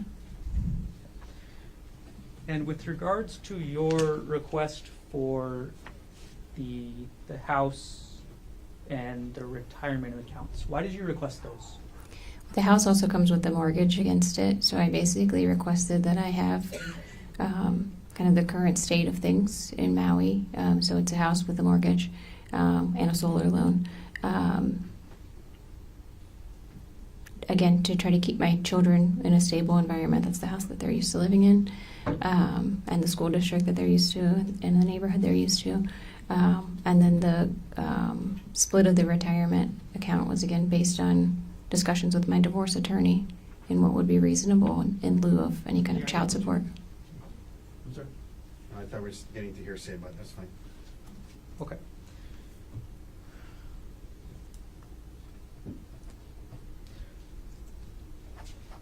I'm going to show you what's been marked as Defense Exhibit 187, page 12 of 28, bait stamp number 759, at the very top of the page, under number 3, child support. Appendix states, or Defense 187. Could you review that paragraph at the top of the page? Yes. Okay, have you reviewed the paragraph? Yes. Okay, okay. I'm going to retrieve the exhibit from you now. Okay.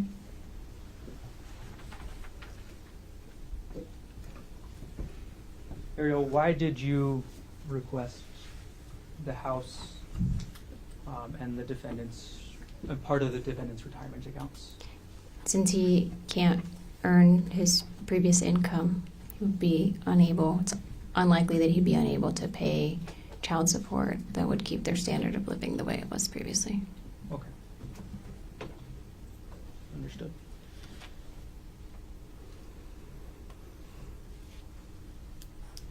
Last things. Several times this morning in your testimony, what happened up on the Palipuka Trail has been characterized as a scuffle. Is that a fair characterization? I consider scuffle to be like a back and forth, like a wrestling thing. So it depends on the context. I mean, I would call it an attack versus a scuffle. When you were fighting back on March 24, 2025, what were you fighting for? My life and the ability to see my kids again. Thank you. No further questions.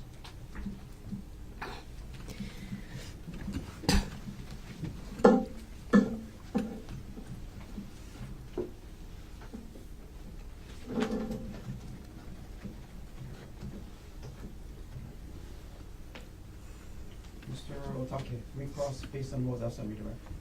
Thank you. You were being asked about the motion in the divorce case and why you were seeking child support, or why you were seeking the house and his retirement, and you said because he can't earn his same income. And what you wrote in, what was written in the report is that because he's incarcerated, correct? Yes, sir. Because of this case, because he's incarcerated and he can't earn his income, you guys in the divorce case are using that to say you should get the house and his retirement, yes? Yes, sir.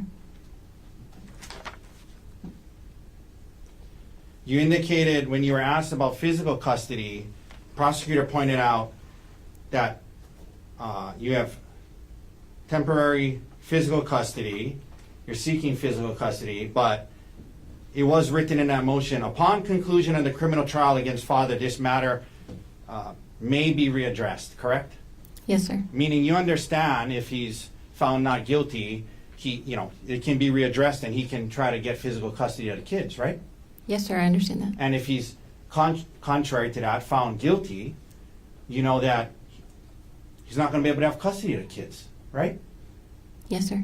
And then you would get full custody of them for the remainder of their juvenile life, correct? Yes, sir. He wouldn't be able to see them or have a relationship with them for the rest of their juvenile life. You understand that if he's convicted, right? And that's why you guys wrote that in there, right? Yes, sir.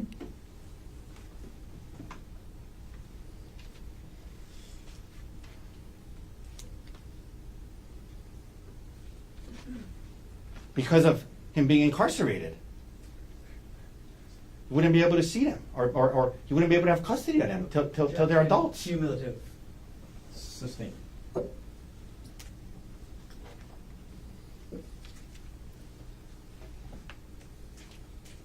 You and your divorce attorney are using the allegations in this case as a basis to ask for certain things in the divorce and custody case, correct? Objection argumentative. No, overruled. Correct? Yes, in certain cases where it's applicable.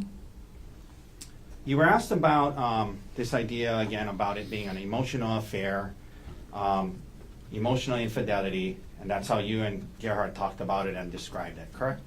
Yes, sir. When the detective asked you the question, well, did you have an affair? You said no, correct? That's correct, sir. You didn't say, well, sir, we didn't have sex, but we've been talking about it as an emotional affair. You could have said that, but you didn't, correct? That's correct. I did not say that. You described it to the detective as some flirty text messages, correct? That's correct. That's what it was. To this day, in front of this jury, that's how you're still describing it. Just some flirty text messages, correct? That's correct, sir. You were asked about Gerhard wanting to have access to your phone in the weeks following the discovery of your flirty text messages, correct? Yes, sir. And I asked you this earlier, but you understood that the audiobooks you were listening to by these professionals discussed that, giving up privacy, giving access to your phone to help him start to try to trust you again. That's what the audiobook said, right? Yes, sir. When he left you on the trail, there was nothing stopping you from going back to the car, correct? You could have walked back to the car, the quarter-mile away, right? I wouldn't have done that. Well, I'm just saying, was there anything stopping you from doing that?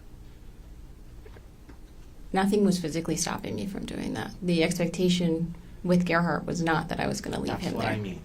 You're right. There was nothing physically stopping me from going back to the car. You're right. And let's talk about what was in your expectation in your head and not others, okay? Because when he got back, whatever you think he meant, the words that he used were, oh, you're still here, right? Yes, sir.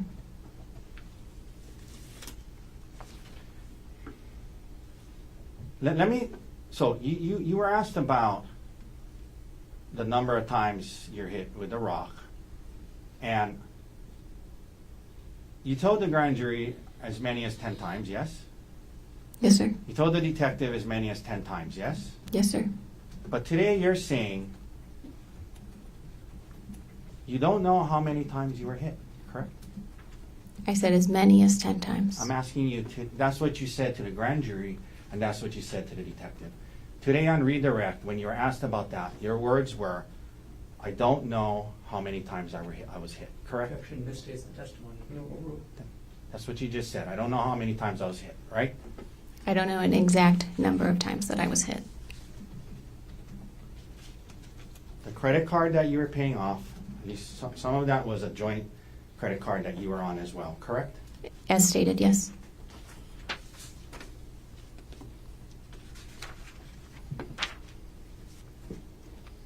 Thank you, ma'am. No further questions. Thanks, sir.